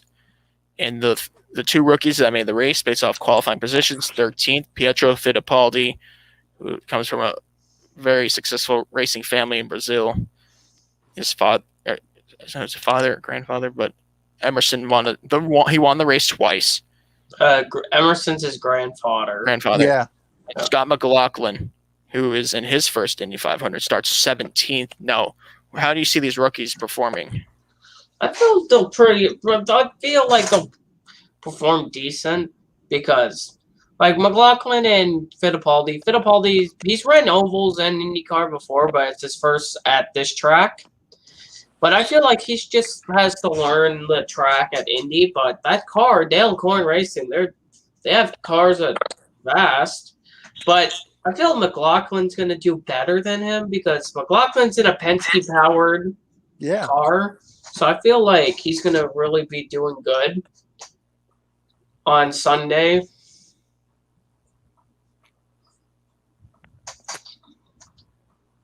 Well, it might just be in the hands of Fittipaldi or McLaughlin, but we've seen rookies shine in this race before. Yeah. Scott McLaughlin was the best Team Penske driver in qualifying. Yeah. 17th, mind you. So all the Team Penske drivers are in the back half of the grid. Yeah, but maybe they'll have to do something in carb day to make sure the car's all good and fast for the Indy 500. Now, mind you, Team Penske, now they're in. All of them are in. Barely got in. Yeah, they're in. So now the mentalities are better. Just focus on the race. Yeah. One more session, the race. And whatever happens, happens. I think it's a good way to go. Yeah. But I'm looking at Carpenter Racing here for an instance, because the Chevrolets have not been have been outperformed by the Hondas all month long, speed-wise. But the best Chevy team has been clearly at Carpenter Racing. They're pretty much based for the Indy 500. They come from Indy, and Rinus VeeKay out-qualified owner-driver teammate at Carpenter, which took me by surprise, knowing how well Ed's been doing in this qualifying procedure. Yeah. But could Rinus VeeKay get in this picture here compared to Ed Carpenter? Right. This is a tough deal. I mean, this might be one of the most competitive Indy 500s yet. And what's crazy about the Indy 500, it might be a 500-mile 200-lap race, but the Indianapolis 500 starts at day one of testing. If you want me to be 100% honest. The race is longer than its duration. It starts earlier than lap one. Yep. And if you're behind, you might just be behind to the point where you don't have a chance to make the race. And no one's safe. Team Penske almost saw two of their cars out. Well, technically one, but still.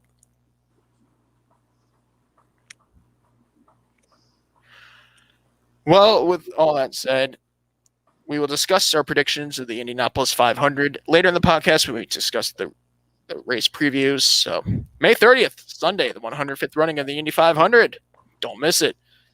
Next, let's get some sports car racing down, shall we?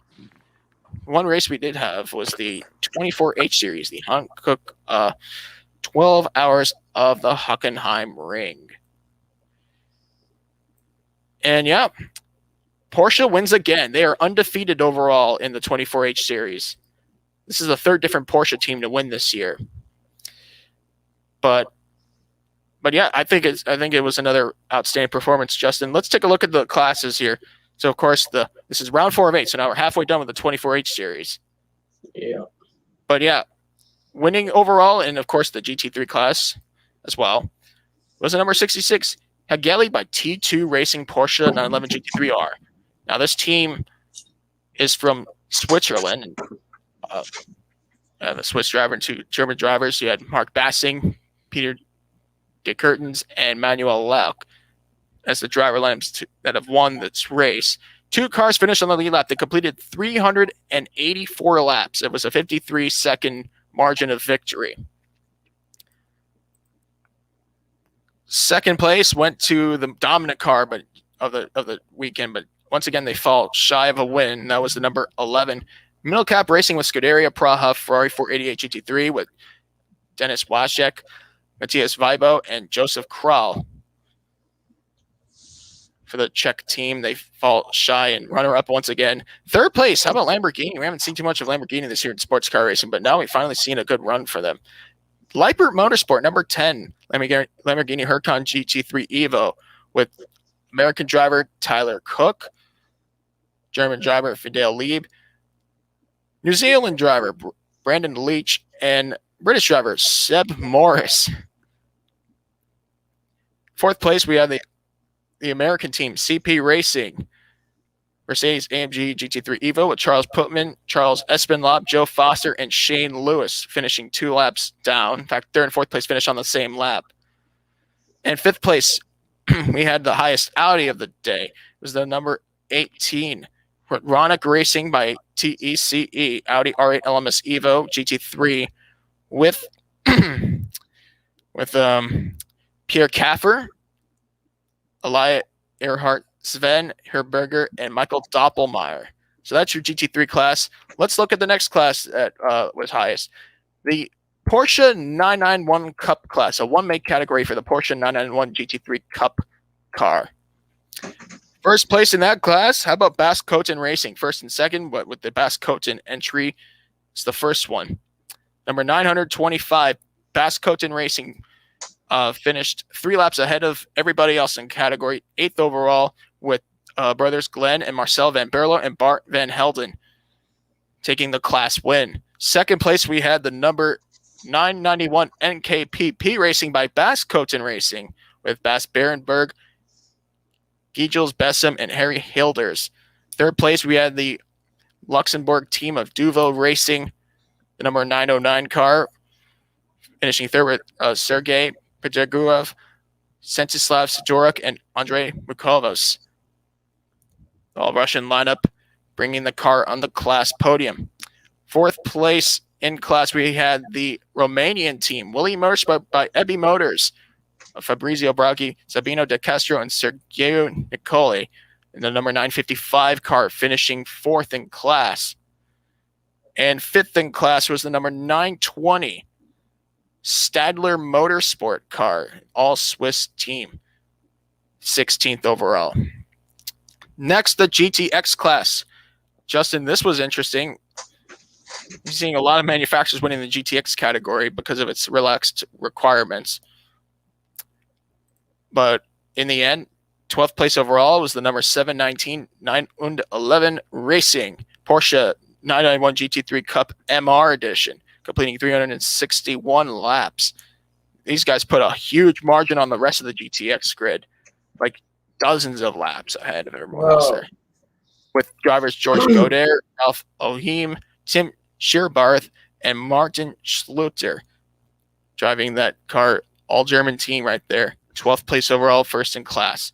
Second place in the GTX class, you go all the way down to 19th overall.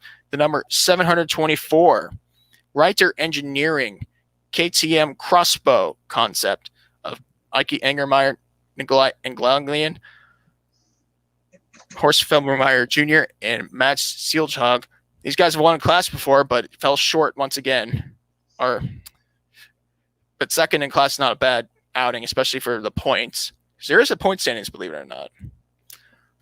Even though a lot of people don't really go for the championship, there's still that to offer. We'll see if they run all the races. Third place in class was the number 701 car. I love this team. The Vortex V8, Vortex 1.0 GTX. With Arnaud Gomez, Philippe Bonnel, Bastien Gure, and Nikolai Nob driving that car. That's a custom-built manufacturer right there. Oh, yeah. The Vortex gets a podium in class. Good for them. Fourth place, we see the number 999 car of Red Camel Jordans.NL Porsche 992 GT3 Cup. That car, they wanted it in the 991 class, but it just doesn't meet the requirements, so they had to race in the GTX class with the Breukers family, Ivo, Luke, and Rick Breukers behind the wheel of that car. We've seen them successfully in the TCR class before. Even this season, they picked up a win. And fifth place in class in the GTX category. Last place overall, I don't think they even started the race in part two, was number 725 Reiter Engineering KTM Crossbow with Peter Cox, Nico Pronk, and Dennis Ritiera. An all Dutch driver lineup for that entry. One more GT division class before we move into the TCE division. That was, of course, the GT4 category. And the lead swapped over the two entries that were in the race. Aston Martin versus BMW. Aston Martin gets another win. It was the number 401 Pro Sport Performance AMR. Aston Martin Vantage AMR GT4. They completed 344 laps and finished laps apart from their opponent, ST Racing, when they had a problem. Drivers Rodrigue Gilliland, Kurt Henson, and Nico Vernock win once again in class. Unfortunately for ST Racing, their win at the 24 Hours of Dubai in class seemed to have been the only thing that's gone well besides mechanical problems from the lead. Number 438, Samantha 10 Racing BMW M4 GT4 pulled out after 297 laps. They led most of the racing class before the mechanical problems began, with drivers Chandler Hull, John Miller, American drivers, and then Canadian drivers Samantha Tan, the owner, and Nick Whitmer. Now the TCE division. Two more classes. The TC division who won overall in division and in class for the TCR class. Volkswagens once again take the win. The number one, Autorama Motorsport by Wolf Power Racing, Volkswagen Golf GTI TCR with Jasmine Pressing, Konstantin Kletzer, and Amir Heyerdahl take the win in division and in class with 350 laps complete. By the way, it was a close battle. Second place wasn't too far back in class.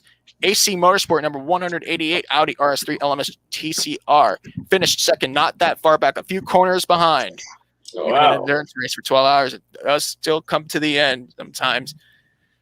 Drivers, Matthew Dieter, Stefan Perrin, and Stefan Winger finished second in class and, of course, in the division.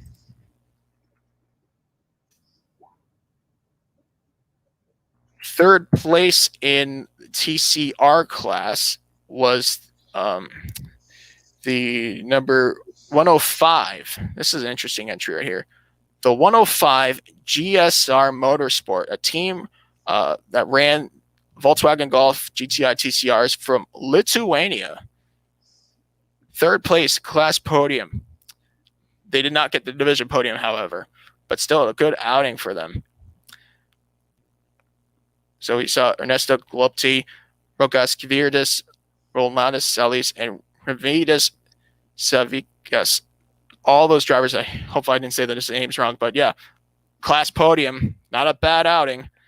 Fourth place in the TCR class was the number 112 car, the sister car to the winner. Autorama Motorsport by Wolf Power Racing finished 27th. They had mechanical problems all race long with Christophe Journet, Reese Lloyd, Christoph Linz, and Yannick Mettler. Those are some Volkswagen TCR factory drivers in those cars.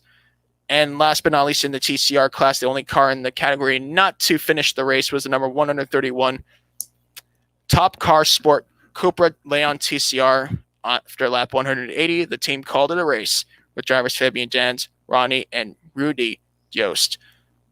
One more category that had 3 cars, and that, of course, was the TCX division. How about this team? Colin White's team, CWS Engineering. Colin White from Glastonbury, Somerset. He's 64, turning 65 this year. Brings the car to a class win, and not to mention they were the fastest car in the TCE division altogether, with American co-driver Jean-Francois Bruno, a Ginetta G55 Super Cup. In fact, they finished on the podium in division, 3rd in the division. They were 4 laps off the TCR counterparts, but good outing for them. Second place was the number 210 Munchkoff Racing BMW M4 GTR with Marco Paulin and Eric Van Den Munchkoff. I'm sure that's probably the owner of the team. And third place in the TCX class was the number 211 Autorama Motorsport with the Stankos all driving the car, Armando Dario and Luigi Stankos, and a Seat Leon Cup racer completing 332 laps. So yeah, that's it. These guys get a month off in the 24H series. Actually, a month and a half off. Not until the July 16th and 18th. We have the 24 Hours of Portimao. Remember that race? Yeah. In the first, one of the first major sports car races to return since the pandemic shut everything down last year. We'll probably get a lot more entries than 15 overall for sure, but that's that'll be round 5 of 8. The second half of the season starts in Portimao. Yeah. All right, and one more race before we go into the second half of this podcast, and that, of course, is the ARCA Menard Series. The Toledo 200, or should I say the Ty Gibbs 200. Ty Gibbs led 153 of 200 laps at Toledo to win the Hearst Potato Chips 200 for round 5 of 20. Corey Heim, the points leader, did hold up his ground for the most part. He led 47 laps to finish second. Third place went to Nick Sanchez of Rev Racing. Fourth place went to Jesse Love, last year's West Series champion. And fifth place to Tad Moffitt of David Gilliland Racing and Ford. Standings after 5 races, Corey Heim with 222 points still leads the way. Ty Gibbs is second with 205 points. Tad Moffitt third with 181 points. Fourth place, Drew Dollar, who sat out from the Toledo race, 166 points, and with 153 points. And fifth is Nick Sanchez. So they'll be part of the Coca-Cola 600 weekend for the Charlotte 150. So yeah, that'll be round 6 of 20. We'll be 1/4 through the season in ARCA. Is it possible that Corey Heim could hang on to this points lead for the next 15 races? He could. It just all depends how he does compared to Ty Gibbs, because some tracks Ty Gibbs is better, but some tracks Corey Heim has advantage in some races. So we'll have to see. Still many races to go in the ARCA season. Still many ARCA races to go.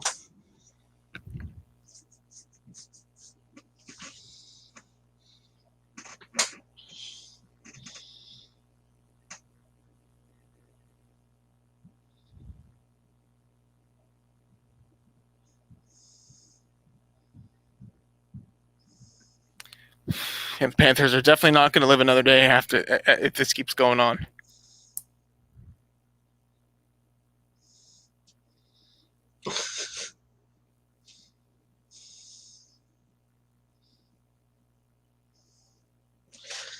So yeah, the previews.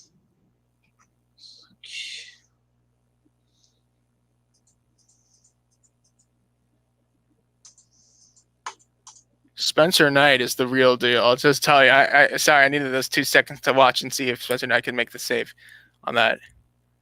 He actually did. He he's probably better than even Chris Drieger at this point. Well, Drieger at least is better than Bobrovsky. Oh my God, Sergei Bobrovsky. I want the Columbus Bobrovsky, not the Panthers Bobrovsky. If he's going to stay in Florida for another few years. Now the Panthers pretty much have their own goalie tryout session at this point because they got three top goalies with no defenseman. Yeah, the defenseman is like, no, we're not playing. Yeah, I'm getting tired of the Keith Yandel show. What the heck? Reed Sorensen has a better average finish than Matt DiBenedetto at Charlotte? That's interesting. That probably means Reed Sorensen spent more races at Charlotte and top tier teams, which is kind of true. Richard Petty Motorsports for 1 year, and then a few years with Chip Ganassi Racing. Matt DiBenedetto spent most of his career in back marker teams. I just realized the driver with the most starts at Charlotte is Kurt Busch over Kevin Harvick. Harvick has 38 starts. Kurt Busch 39 starts at Charlotte. Let's go ahead and discuss the races that we'll be going over. We'll talk all three NASCAR series for the Coca-Cola Charlotte 600 weekend. We'll get into the Indy 500, the 2021 edition of the greatest spectacle of racing. Supercars is back this weekend. We'll have the Winton Super Sprint for week 5 of 12. Almost unbelievable. We're almost halfway through that season. Wow. Routes 12, 13, 14, a 31 race tour. Sports car racing, we do have one event we'll go over. That's the preview. That's the GT World Challenge Europe Endurance Cup, the 1,000 kilometers, also known as the 6 hours of Sallet, for round 2 of 5. We'll start with this weekend's events. The Coca-Cola 600, known as the World 600, the Charlotte 600, whatever you want to call it. Round 15 of 36 of the year. The Coca-Cola 600 is one of the crown jewel races. It's the longest race of the current NASCAR Cup Series campaign of 600 miles, 400 laps around a mile and a half track with just one driver in each car. Brian Keselowski took the win last year in a race that had nothing but empty grandstands. This year it's going to be the complete opposite. A full capacity crowd for the first time this year. And we're going to get saying that in the next few races afterwards. The first race was 62 years ago. Joe Lee Johnson picked up his win in the inaugural Coca-Cola 600. Good outing for sure. And this race is seemingly one of those where first-time winners are prevalent. Who has the most wins in the Coca-Cola 600? Darrell Waltrip. 5 times he's gone to victory lane. Jimmy Johnson, 4 times he's won this race, including 3 in a row, his first 3. Buddy Baker, David Pearson, Bobby Allison, Dale Earnhardt, Jeff Gordon, and Casey Kane are 3-time winners of the Coca-Cola 600. 2-time winners include Fred Lorenzen, Jim Pascal, Richard Petty, Neil Bonnet, Jeff Burton, Kevin Harvick, and Martin Truex Jr. As for teams that have won here multiple times, Hendrick Motorsports, how fitting after COTA this past weekend, they lead the list. Lighting had 21 shots on goal against Spencer Knight. Only 1 win in. Okay, back to NASCAR. Hendrick Motorsports leads the teams in wins at this event. 11 times they've gone to victory lane in the 600. Richard Childress Racing, 6 times they've won in the Coke 600. Penny Enterprises, 5 times they've won this race. Holman Moody, Wood Brothers Racing, Roush Racing, and Joe Gibbs Racing are 4-time winners of this event. 3 wins for Dyegard Motorsports, and for Junior Johnson Associates, Robert Yates Racing, Evernham Motorsports, and Team Penske. They are your 2-time team winners. Now let's take a look at the win count. The win count for manufacturers, the 600. Of course, that's going to be a big list. Chevrolet, almost half the wins that Ford has. 24 times that Chevy has won the Coca-Cola 600, including the very first one in 1960. They have gone 4 years without winning it, though. Ford won the third race, the third 600, and they are the defending winners of this race. They have 13 wins, just over half less the wins as Chevrolet. Dodge, 8 times they've won. Toyota, the last active manufacturer on that list, 5 wins in the 600. Mercury, 4 wins. Plymouth, 3 wins. Buick, 2 wins, as well as Pontiac, 2 wins. So, yeah. There's just all the numbers. How about some first-time winners? Because it seems like this track has an itch for getting first-time winners to victory lane. And most of these drivers turn out to be successful. Let's see here. David Pearson. He won the second race. What about Jeff Gordon, Bobby Labonte, David Rudiman, Casey Mears, Matt Kenseth, and Austin Dillon? How about the first-time winners? Will we get another one? It seems like we have a pattern with first-time winners of the Coke 600. Who knows? Let's make our predictions for this weekend. So we got 400 laps, 600 miles, and 1 winner. Who will that winner be? Okay. I have my pick. Let's hear it. Okay, this driver... With this driver, he's never won the Coke 600. He's won in the past the fall race at Charlotte back a few seasons ago. He has 1 win this season. Driving the 22, Joey Logano is going to win the Coca-Cola 600.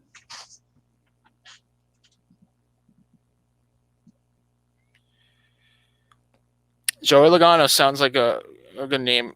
We could see winning this race. But you know what? There's something with this race where we've seen some of the unseen circumstances of the Coca-Cola 600. Let's go back 10 years ago. Dale Earnhardt Jr. looks to end a near 2+ year winless streak. Ends up crawling to the line out of fuel, losing the race to Kevin Harvick. Harvick doesn't have the best record here, but he's only got the win. Now, I'm looking at a driver that was in a situation that he nearly won last year, but ultimately didn't get the win. I'm going to go with Chase Elliott for this weekend in the Coca-Cola 600. Now, if Danny is around, I would like to hear his pick, which I believe he is AFK. Winning the Coca-Cola 600, yeah, it's a tough prediction, I know. Yeah, because Coke 600 is one of the toughest race. 600 miles, 400 laps, and a 1.5 mile track. It's tough to stay on the lead lap for that long. Yeah. Saving your tires, conserving fuel. Not to mention, it's one of the hottest races of the year. Usually, it's a very hot track. Yep. Once you get out of that car, you are just beyond tired. Tired beyond words. Yeah, like the race is the longest, like even TV broadcasting. Oh, yeah. Like the race starts, like coverage, like for the main race, other than pre-race starts at 6 Eastern. The race coverage ends at 10:30 Eastern. That's 4.5 hours. Sometimes later than that. Sometimes the race goes into Monday. Well, remember that one time? Remember the rain in 2017? The race ended at 1 a.m. Eastern? The worst part about it, like, because I live in Canada, I had school on that Monday. I went to bed at 2 a.m. Well, you guys don't have Memorial Day over there. We had a celebration. Like, today we have Victoria Day, which was today, which is the week before. I remember I went to bed as the race finished at 2 a.m. where I lived in 2017. I woke up at 7 a.m. and went to school. Yeah, it was a little bit interesting going to school after watching that Coke 600 because that rain delay. But, yeah, it's going to be an interesting Coke 600 on Sunday evening.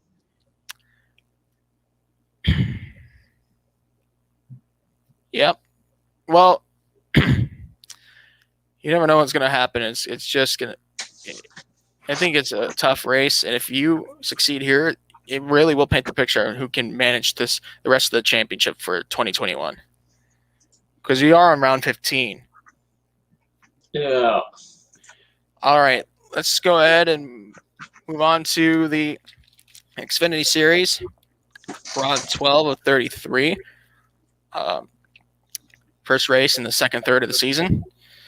For the Charlotte 300, this is half the 600-mile distance. Let's just put it in that way. Yeah, 300 mile. Still kind of a tough race to win. You know, Yeah. this race has been longer than the existence of the modernized second-tier series because the first race was won here in 1978 by Morgan Shepherd. Last year, Kyle Busch took the win. Who has the most wins here? Well, Kyle Busch. Kyle Busch, 6 times he's won this race. 3 times Mark Martin has gone to victory lane. Then with 2 wins, Morgan Shepherd, Harry Gant, Dale Earnhardt, Tim Richmond, Dale Jarrett, Jeff Green, Matt Kenseth, and Brad Keselowski have all been winners at this race. Now for teams, Roush Fenway Racing, 6 times they've won here. Hendrick Motorsports, 4 times. Joe Gibbs Racing, 4 times. Team Penske, 3 times, as well as Richard Childress Racing and Horst Eisenhower with 2 wins. So I think only 3 teams on that list are still or going to be in the race this Saturday. As far as manufacturer wins are concerned, Chevrolet has a chance to tie Ford. Ford has 12 wins. Chevy has 11 wins. Pontiac 9 wins. Toyota 5 wins. Oldsmobile 3 wins. Dodge 2 wins. And Buick 1 win. So just to put the numbers there. All right, who's going to lift the trophy after 300 miles this Saturday? Okay.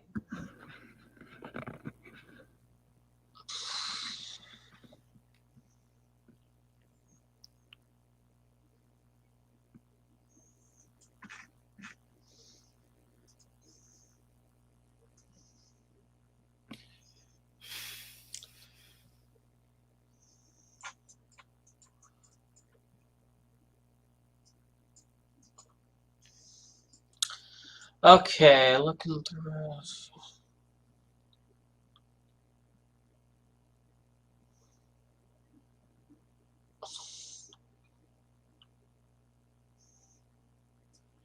Okay, I got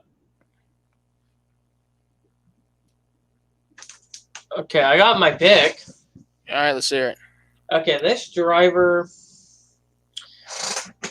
he has, in total starts, he has 18 because there was 2 races here, but in those 18 races he's ran at this track, he has 5 top 5s, 10 top 10s, 14 top 20s, and 14 laps led. He has an average finish of 13.17.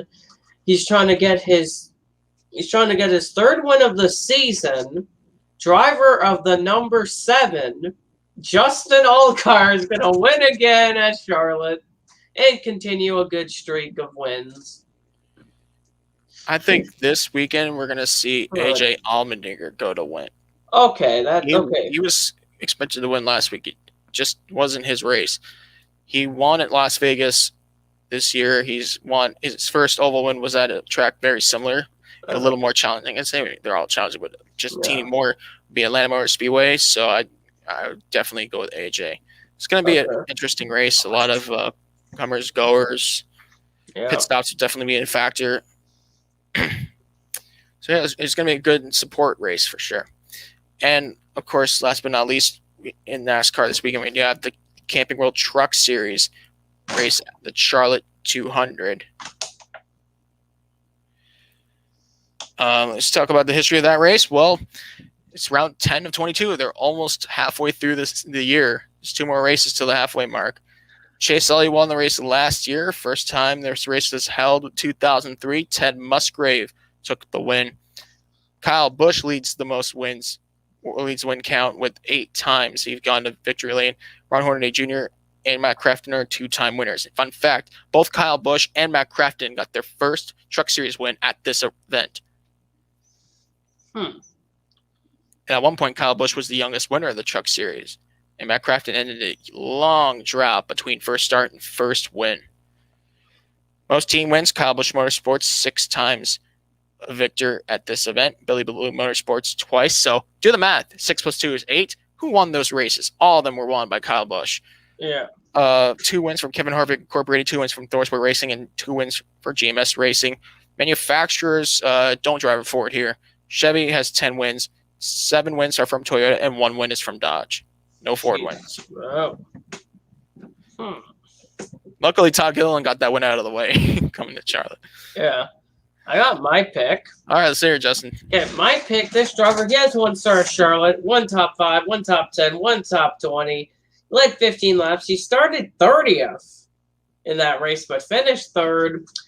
He has 2 career wins so far. Trying to get, I think he has 2 career wins. I think he has. Let me go check. If you're talking about the driver who won last week, you are correct.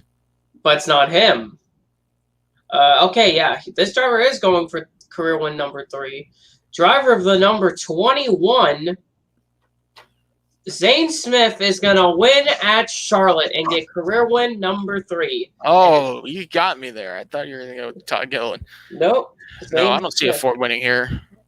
I say Zane Especially Smith. now that Thorsport is back with Toyota. Yeah.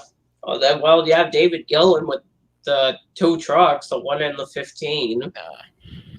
I'm going to go with this pick. He's pretty strong, but in the end, things need to start clicking, and this is the kind of track where he will do well at. Austin Hill will take the win. Okay, I thought you were going to say Austin Wade self. No, I don't. He might finish 15, top 15 at best. Or top 10, because 22's been somehow getting top 10s somehow. How did I get ahead against it? Yeah, it's not like it's gonna be interesting, the truck race at Charlotte. It's always entertaining. No cup drivers, so people are happy. There's no cup drivers. Oh yeah, I forgot. NASCAR fans, you can't make everyone happy, but you can certainly make a lot of people mad. Yeah. Gosh. All right, I think that's it with NASCAR. Let's move on to the most anticipated race of the weekend. That is none other than the 105th running of the Indianapolis 500. The 2021 edition will be round 6 of the 16-race IndyCar Tour. We have a lot of history in this event, and we're going to go and look at every single one of them. So let's take a look at the history of the greatest spectacle racing at the Yard of Bricks and back home in Indiana. The song, everything that goes with it. There's another song reference number 3. The Indianapolis 500. Who won the first Indianapolis 500-mile race? On May 30th, ironically, which is this weekend, on the race day, May 30th, 1911, Ray Haroon, a driver who came from Spartanburg, Pennsylvania, was one of the first race car drivers to have an established career for Nordyke and Marmon Company in a Marmon Wasp with Firestone tires after 6 hours, 42 minutes, and 8 seconds with an average speed of 74.59 miles per hour won the race. Now, an average speed like that will make sure you lose the race. Probably lucky enough to even get in it. But that was the first event. Last year, it was Takuma Sato for Rahal Linderman Lanigan Racing. The Dillard chassis in the Honda engine with Firestone tires and an average speed of 157.824 miles per hour after 3 hours and 10 minutes. So you can see how times have changed. Let's go ahead and discuss the prestige of this race and the amazing drivers that have won it. Now, who has the most wins in the Indy 500 amongst drivers? There's a 3-member club of 4-time winners. A.J. Foyt from 1961, 1964, 1967, and 10 years later in 77, A.J. Foyt was the first member of that list.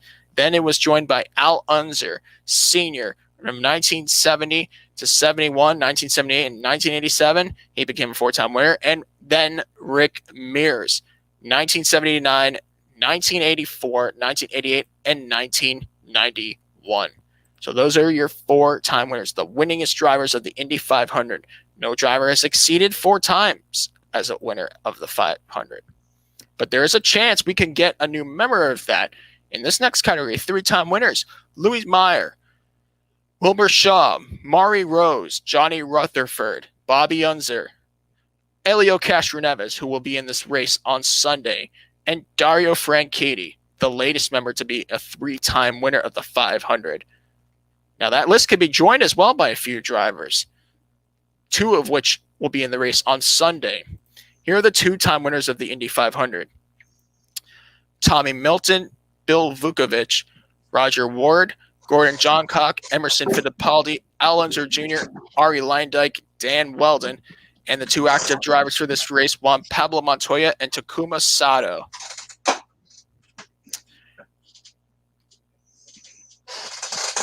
So, yeah, let's go ahead and continue this list.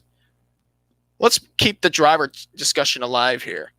What about foreign drivers outside the USA that have won the Indy 500? That list could be tied or not. Actually, no, I don't think it actually. Can it be extended this year? Yes, it can. With 2 or actually 3 drivers in the field can extend that list.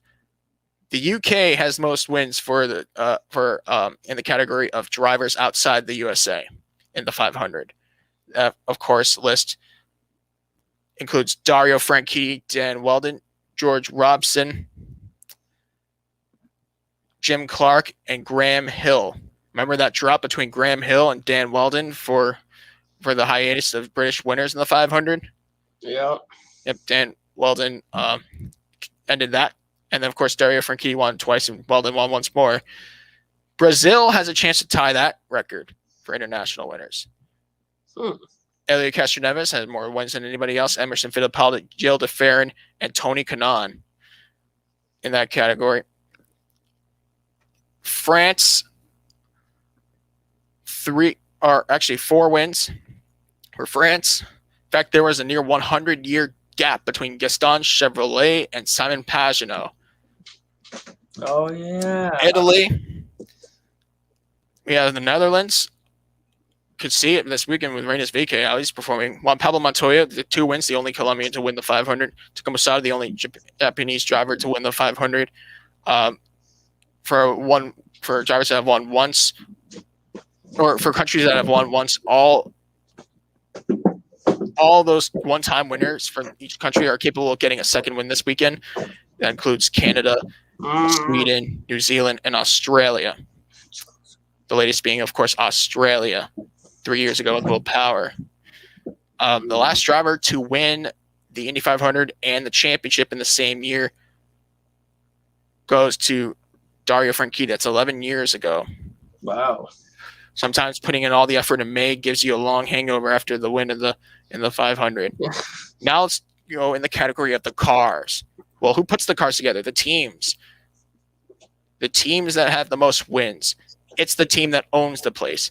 Team Penske from, I'm going to name all the years because it's so special, 1972, 1979, 1981, 84, 85, 87, 88.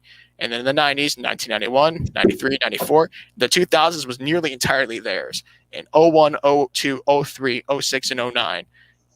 And 3 wins from the 2010s, including 2015, 2018, and 2019.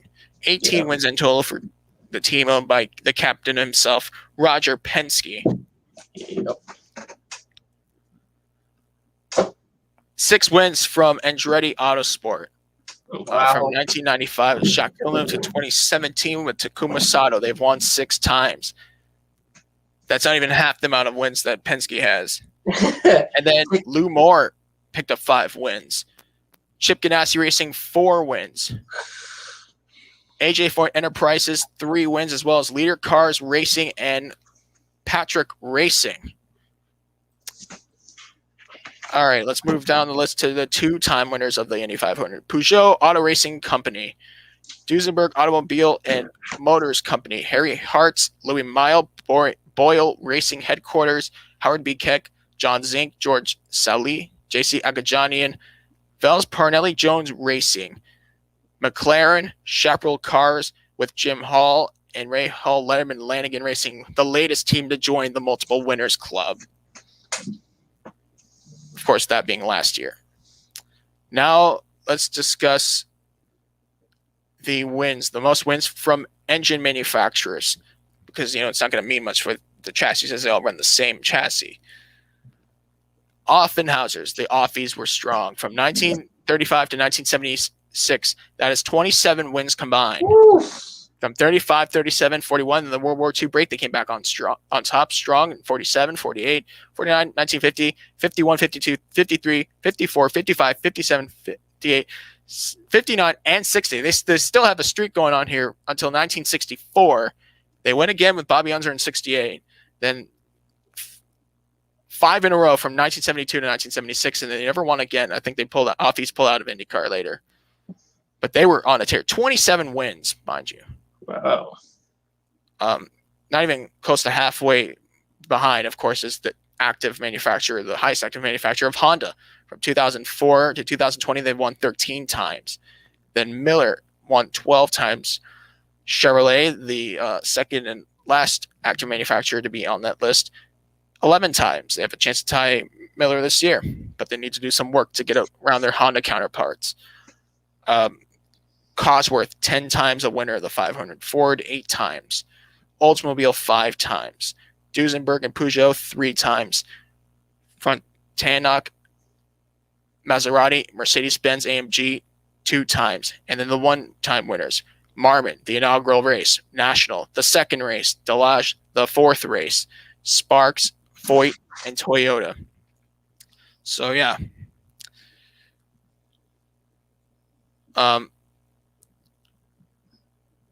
There you have it.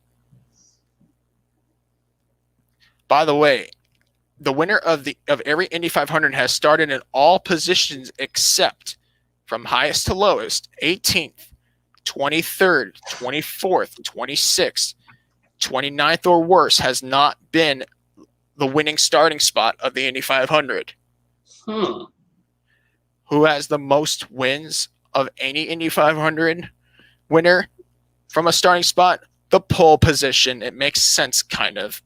21 times. It last happened in 2019. In fact, there was a 10-year gap between 2009 and 2019 when it happened the last time before Pagenaud after Castroneves before Pagenaud. It was a 10-year gap. Starting second doesn't get you an Indy 500. Last time that happened was 2000 with Montoya. Oh, geez. What about third place? Third place is a better record. Last year's winner started third. Okay. 2018, 2010. Okay. I don't know. I mean, is there a superstition or something? Maybe. Well, fourth must be interesting for. Well, what happens if you start below 28th? Well, by statistical record, you do not win the Indy 500. And from a short period of time, 42 cars was the most that have started the race. Any position from 29th or worse have never won the 500. Okay. But from those positions, the best finish of those starting spots. I feel like second from 29th place, 32nd place, and actually last place. Last place? Yeah, or in this case, 33rd. 1980 and 1992. Who started 33rd and finished second? 1992, 1980. And it almost happened from 32nd spot. Had the controversial race been given to Mario Andretti, he would have won from the 32nd position. Oh my gosh. All right, well, now we have our numbers. We talked earlier in the podcast about the drivers that are in the 500. Yep. We now talk about the stats and the history of this special race. Who will win it in this occasion in 2021? Okay, my pick, this driver has never won the Indy 500. But his team, he has 3 cars this weekend. His team has 3 cars. They are all fast, except 2 of them made the Fast 9. My pick, driver of the number 20, Ed Carpenter is going to win. Ed Carpenter is going to win his first Indy 500.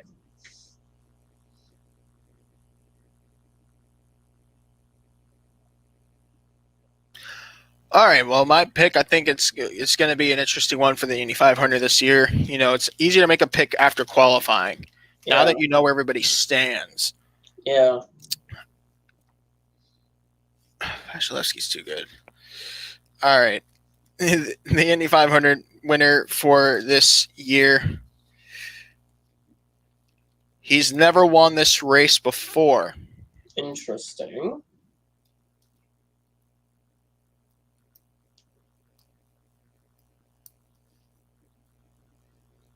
He starts 12th.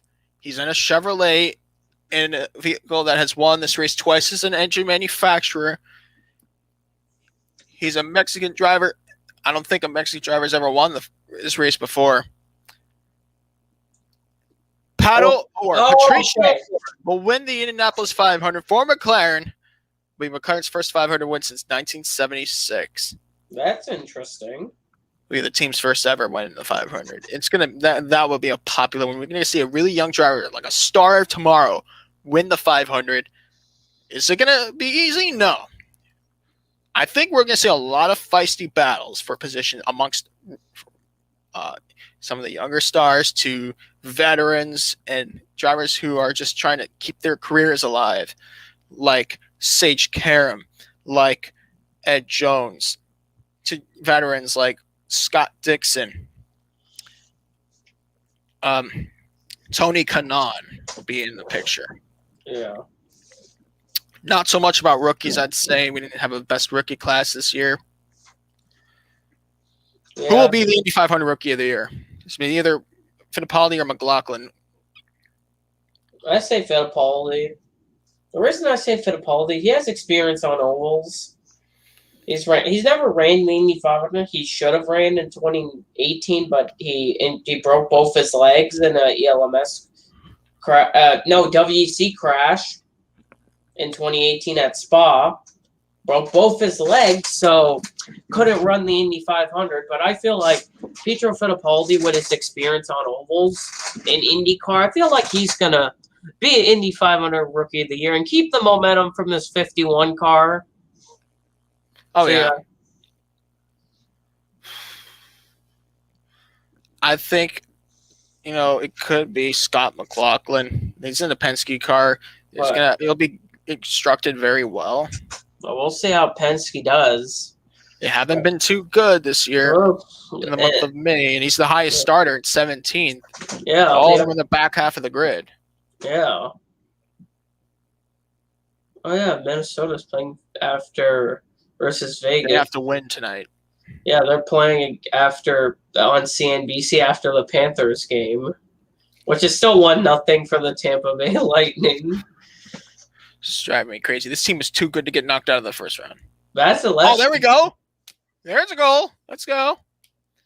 There's the energy. Now we're talking. I know I'm wearing a Bruins cap. I don't have a Panthers hat. By the way, that's my other favorite team. Well, what happens? Well, what happens if they somehow choke to lose like 4-1? This game is in Sunrise, Florida, not Toronto, Ontario, not Edmonton, Alberta, or last night's game against the Jets were. Well, I think Edmonton should just relocate to Toronto with how they're playing. Or relocate to somewhere else. In the middle of nowhere. But, okay. Well, where are we going? Oh, yeah. Who of the former winners has the best chance of winning the 500? I think I already answered that question by saying Tony Kanaan, and you said it was Scott Dixon. Yeah. We'll leave it to Ganassi this time around. We'll see what happens on Sunday. And I guess the answers are the question of who of the foreign drivers will win. I'd say either for me, since I already had the category of former winners, Tony Kanaan or Pato O'Ward. Now, let's leave that to American drivers. They might have the lesser end of the stick compared to the foreign opponents here. Who of the American nationalities will win the 500 this year? Who will be the best American driver at the end of this race? I feel like Ed Carpenter. I know last year he crashed out. He didn't crash out, but he got put in the wall on lap 3 by Zach Veach last year. But I feel like this year he's starting 4th. Impressive starting grid position. Like, Ed Carpenter's been close to doing good in this race. But it's just he can't finish the deal. But I feel like he's going to win his first Indy 500.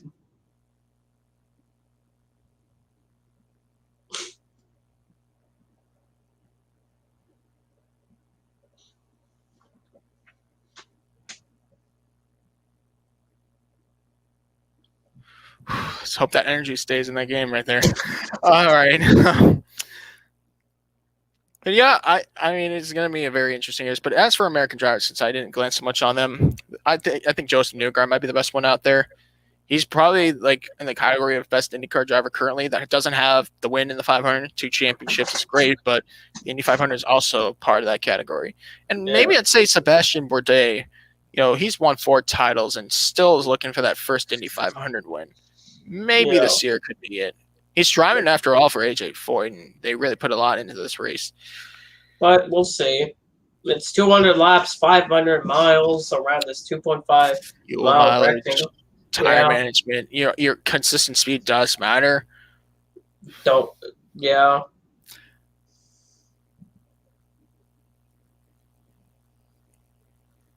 All right, and one more question. This might be a little silly, but it's always good to glance on the back row, especially statistically speaking, that none of the back row of the 33 car history of the race has ever won the 500. But who of the last 3 stars has the best chance of winning this race? I say Will Power. The reason I say Will Power, he has experience of winning this race back in 2008. Will Power's experience winning this race, but other than winning this race, it's just like he has more experience compared to Sage Karam with this race and Simona Di Silvestro. So I feel I feel like it's going to be Will Power. We're going to probably have to play this race backwards if you think about it because of the fuel strategy, being in the back. You might get a lot of slipstream, but in the end. It all depends what happens because you could get caught up in a big crash. What matters is they're in the race. Yeah. It doesn't matter how many times the person that started in your position has won or how many times that position has ever won in the race. It doesn't matter. You're still in it. You still have a chance. Yeah. All right. So, keep it out there for May 30th, the 105th running of the Indy 500, 2021 race. We'll have fans again. On NBC, which some hockey fans are mad about the Indy 500 being on NBC instead of NHL playoffs. I'm like, oh my God. I know, but you guys are going to deal with New USA Network for a few hours. But it's like NHL, one, I know it's your plus, but the Indy 500 is a crowd jewel race. I guess NBC's on a contract here for the 500. We might see a different TV carrier. There's a lot of rumors about CBS being in the picture here, which is great, but they better start making the CBS Sports Network more appealing and more accessible for most cable brands. Like for me, I have a version, but it's Canada, so it's some American programming and some random Canadian programming on it. I know they have, in terms of racing, they have coverage of now this first year doing Formula E. Yeah. Broadcasting that live. Yeah. They also have done some SRO group, the GT racing. They broadcast it about 24 hours live on occasion, but also CBS, not CBS Sports, but just regular CBS will have that SRX Superstar Racing. Oh yes, on June 12th. Yeah, June 12th at Stafford Speedway. That's the first round of the season. But this is only the 3rd year that NBC is doing the Indy 500. Yeah, 2019. Have been done it pretty much since the dawn of Indy 500 on TV. Yeah, ABC started this. I remember ABC when they pulled out. Yeah, and now ABC's last Indy 500 was the year that Danica Patrick ran her last IndyCar race in 2018, but she ended up crashing out. And ABC's last IndyCar broadcast was a few weeks later at Detroit. Race 2 was the last broadcast. The end of an era. Well, race 2, that was also the race that the pace car crashed. Remember that, Joe's? Gosh, you have a better memory than I do. No, I remember you said on Hunter. The pace car crash. Yeah, Hunter's reaction video on YouTube somewhere, some place. Yeah, I remember you said, the pace car crashed. Oh, yes, I said that was funny. Yeah, I never. You have to go check that video out. It's from June 2018 on. I think its channel's name is DDH88. Used to be called Die 288. Yeah, it was. But the Indy 500 is gonna be an interesting race. Oh, for sure. All right. We do have one more. Actually, 2 more races we'll cover.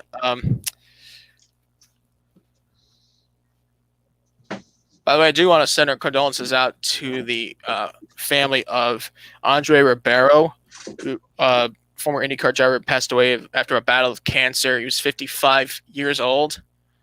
Yeah. Andre Ribeiro won 3 times. He also won his home in 1996 at a Brazil race. 1995 is his first race in New Hampshire. He won, and he won the Michigan 496 that year. Not the colossal that was earlier in the US 500, but the one afterwards. He had a short career in racing. I'm kind of surprised it didn't last long, knowing how good he could have been had he stayed into the sport. But he was 55 years old. And also, we do want to send our condolences out to the family of Max Mosley, former FIA president. He's done a lot of contributions in Formula One. Yeah. He was a controversial figure in some ways, but was a key figure into bringing Formula One to what it is today. He was 81 years old. Yeah. All right, let's go ahead and move on to the race in the land down under. We have Supercars Championship coming along here. Almost halfway through their season. Week 5 of 12. We have rounds 12, 13, 14 to 31. The Winton Super Sprint in Victoria. Remember, Victoria was pretty much off the table last year with the pandemic. Yeah. They're back.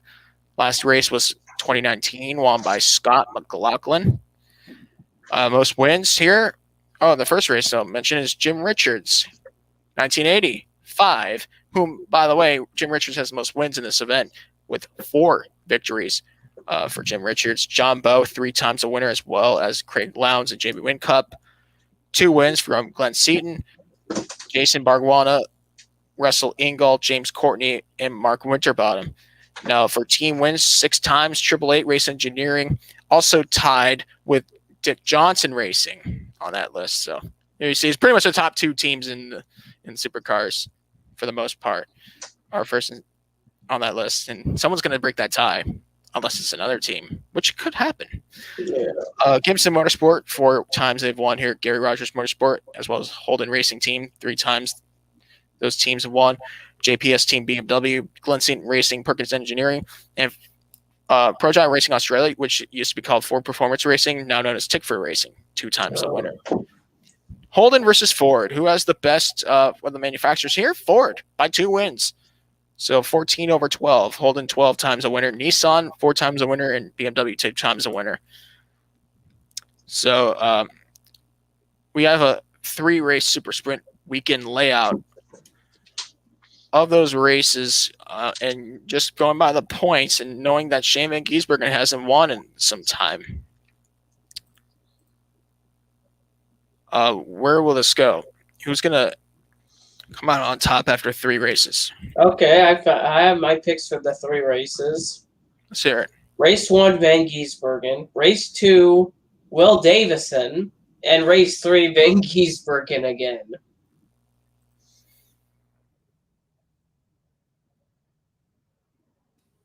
Shane Van Gisbergen sounds like a good name here, but I think we're going to get some veterans in victory here. Will Davison's going to win race 1. He hasn't won in a while, but I think Will Davison might take race 1. Race 2, Jamie Wynn Cup. Race 3 will go back to Shane Van Gisbergen. And anyways, if you look at it, Shane Van Gisbergen is in a points lead. He's over 100 points on everybody. And it's just a long shot already in about almost 500 points a gap in the team's championship. It's between AAA and DJR. It's just crazy how dominant AAA can be. Yeah. But I wouldn't count the other drivers out anyways. Usually after a few practices and qualifying sessions, you can tell how it'll be for the remainder of the race weekend. Yeah. So, yeah, the season will be almost halfway through. We do have one more race. We got a sports car event coming up, which is the SRO Group, the GT World Challenge Europe Endurance Cup, the 1,000 kilometers of La Castellet in Circuit Paul Ricard, France, which is actually known as Paul Ricard, the home of the French Grand Prix. Guys. Yes. So, before we go into sports cars, I want to lock in my predictions for. Let's go, Danny. Let's hear them. So, I got Cameron Warriors for race 1, Shane Van Gisbergen for race 2, and Fabian Coulthard for race 3. I knew it. I knew you were going to go with those guys. Who's your Indy 500 pick, Danny? Hands down, Scott Dixon from the pole. I knew you were going to go with Scott Dixon. Yeah. I got Pato O'Ward. Ooh, a long shot. Oh, yeah. Something tells me what you saw in qualifying is not going to see what's going to happen in the race. Yeah. Might be wrong. It could come down a few miles and a weird time for a caution. It's still a 200 lap race now. Yeah. All right. And who do you have for the Coke 600, Danny? I've got one of the Hendrick drivers winning, man. I've definitely got Kyle Larson winning. Okay. Kyle Larson. Oh, yeah. I have Chase Elliott on that. All right. Now let's get into the sports car race. We had the 1,000 kilometers of a cassette. Justin, I think that's the entry list. Yeah, that's the entry list I sent. Right, and the laggiest website in the world. Let's hope it cooperates this time and lets me finish my predictions unlike last time. Well, I could see it fine compared to remember of last time, Joseph. Yeah, it literally shut down my computer. Okay, let's go. Well, it's okay. Looking through. Okay. Now all these cars can win overall because of the specs. They're all GT3s. Okay, I got my pick. My pick for the 1,000 kilometer race at Paul Ricard. My pick is the number 71 Iron Lynx Ferrari 488 GT3, driven by Antonio Fuoco, Callum Ilott, and David Regan. Car number 71. Car number 71, yeah, for the overall win. Yep. All right. For this one, I'm gonna go with Lamborghini on this one. Number 63, Orange One FFF Racing Team, Lamborghini Huracan GT3 Evo with factory drivers Andrea Calderali, Marco Pompelli, and Marco Bortolotti. Okay. All right. I don't know if Danny's gonna make predictions on that, but I guess he stepped out. Let's see the other classes. I know the other classes are based off driver licenses. We have the Silver Cup is back, the Pro Am Cup, and it's just Pro Am and Silver. Okay. Got multiple entries on those. So, any idea on the Silver Cup for this one? I got my pick for the Silver Cup. Sure. My pick for the Silver Cup is the number 90 Mad Panda Motorsport Mercedes AMG GT3, driven by Ezekiel Perez Compnick and Rick Breukers, and a to-be-confirmed driver. All right. For Silver Cup, I'm going to go with this team here because they've been successful already in 2021. Windward Racing. Now they were with HTP in the States when they won class for the Rolex 24 Hours of Daytona. But they have the same lineups here. We have Mikhail Grenier, Philip Ellis, Russell Ward. It'll be the number 57 Windward Racing Mercedes AMG GT3. And last but not least, the Pro-Am Cup. I got my pick for Pro-Am. Sure. My pick's the number 83 Iron Lynx Ferrari 48 GT3, driven by Sarah Bovee, Dorian Pinn, and Catherine Legg. So you got Ferrari on that one. And Iron Lynx has been good in this division, so we'll see how that goes. You know what? Justin? Yeah. I'm going to make the same pick. I'm going to make the same prediction as you with that Ferrari. Okay. All right, Pro-Am Cup. I'm going to go with Get Speed here.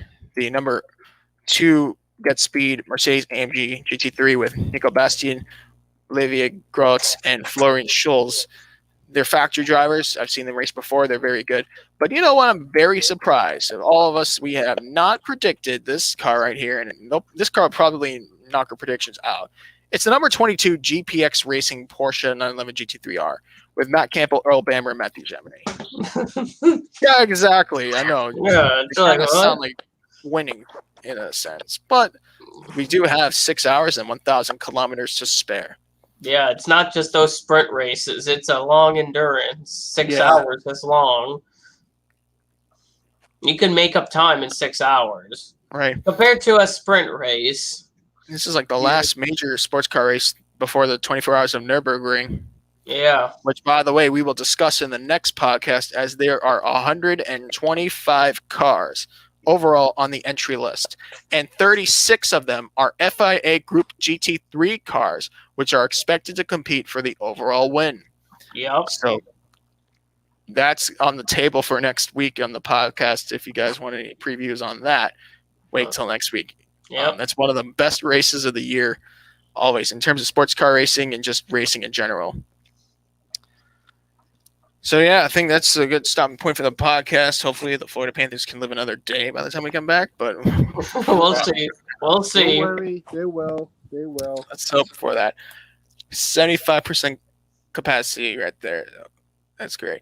All right, I think that's the end of the episode. We'll be back for episode 113 next week.